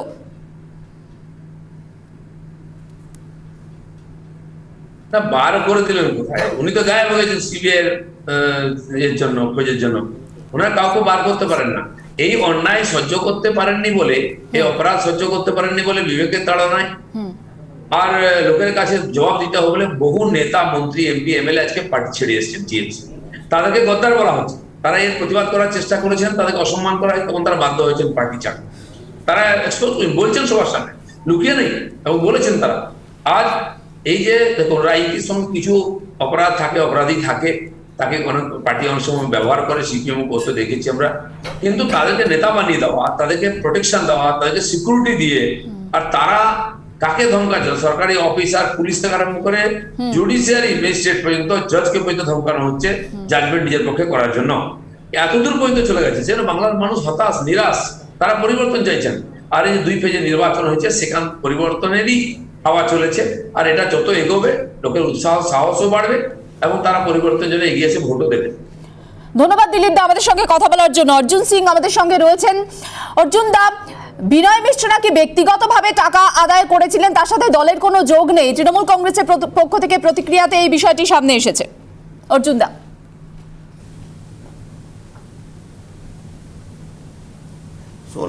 শুনলাম আপনি বললেন বিনয় মিশ্রাকে নাকি দল থেকে বের করে দিয়েছে।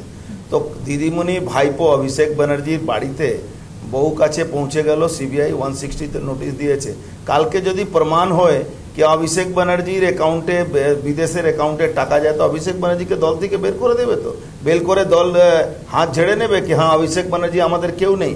আজকে নজরুল ইসলাম, যিনি একজন IPS, একটা বই লিখেছেন, সেখানে বইতে বলেছেন অত 100 কোটি টাকার এমন একটা লেনদেন হয়েছে যেখানে মমতা ব্যানার্জি ডাইরেক্ট ইনভলভ, এবং মমতা ব্যানার্জিকে তাহলে দল থেকে বের করে দেওয়া হবে। তো দেখুন, এই দলটাই হয়ে গেছে একটা প্রাইভেট লিমিটেড কোম্পানি।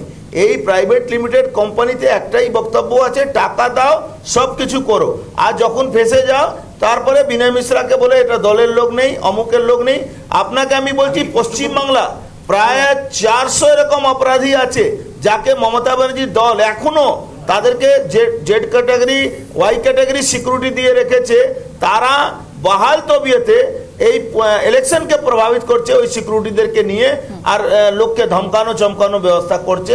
এই জায়গাতে পশ্চিমবাংলা মমতা ব্যানার্জি সরকার করে রেখে দিয়ে। সৌরভ কিছু বলবে তৃণমূল কংগ্রেসের পক্ষ থেকে? অর্জুন দা, কিন্তু আমরা যদি দেখি যে যে লাস্ট যে 2 দফা ইলেকশন হলো, সেখানে কিন্তু সাধারণ মানুষ কিন্তু যারা সিআরপিএফ এসে সেন্ট্রাল থেকে, তাদের কিন্তু প্রশ্ন তুলেছে। সাধারণ মানুষ কিন্তু সেন্ট্রাল ফোর্স যারা এসে তাদের এগেনস্টে কোশ্চেন তুলেছে। যদি আমরা দেখি, আপনি দেখেছেন লাস্ট যে নন্দীগ্রাম ইলেকশন হয়েছে, সেখানে বয়লের 7 নম্বর বুথে তার মা বলছে আমার ছেলেকে আমি যেতে দেবো না, কারণ গেলে বিজেপির নেতারা তাকে মেরে ফেলবে। এইটা আপনি কি বলতে চাইছেন?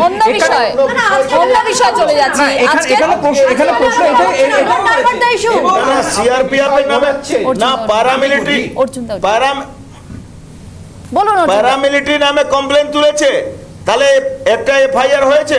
প্যারামিলিটারি নামে কোথাও FIR করেছেন? করেছেন না ওখানে গিয়ে ওখানে শুনুন, প্যারামিলিটারি আছে কি মানুষ ভোট দিতে পারছে, নালে আপনারা ভোটটাই লুট করতেন।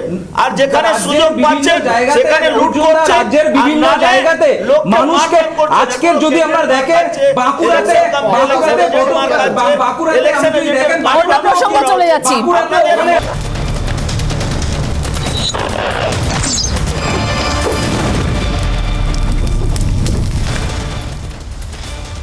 বাংলায় দুর্নীতির পর্দাফাঁস, সব থেকে বড় দুর্নীতির পর্দাফাঁস রিপাবলিক বাংলায়। অর্জুন সিং আমাদের সঙ্গে রয়েছেন। অর্জুন দা, আমরা শোয়ের শেষ প্রান্তে চলে এসেছি, একটু সংক্ষেপে আপনার কাছে জানতে চাইবো এই দুর্নীতির পর্দাফাঁস এবং বিনয় মিশ্রা যেভাবে জড়িত রয়েছেন দুর্নীতির সঙ্গে, তার দায় কি তৃণমূল কংগ্রেস এড়াতে পারে? বিনয়, অর্জুন দা সংক্ষেপে।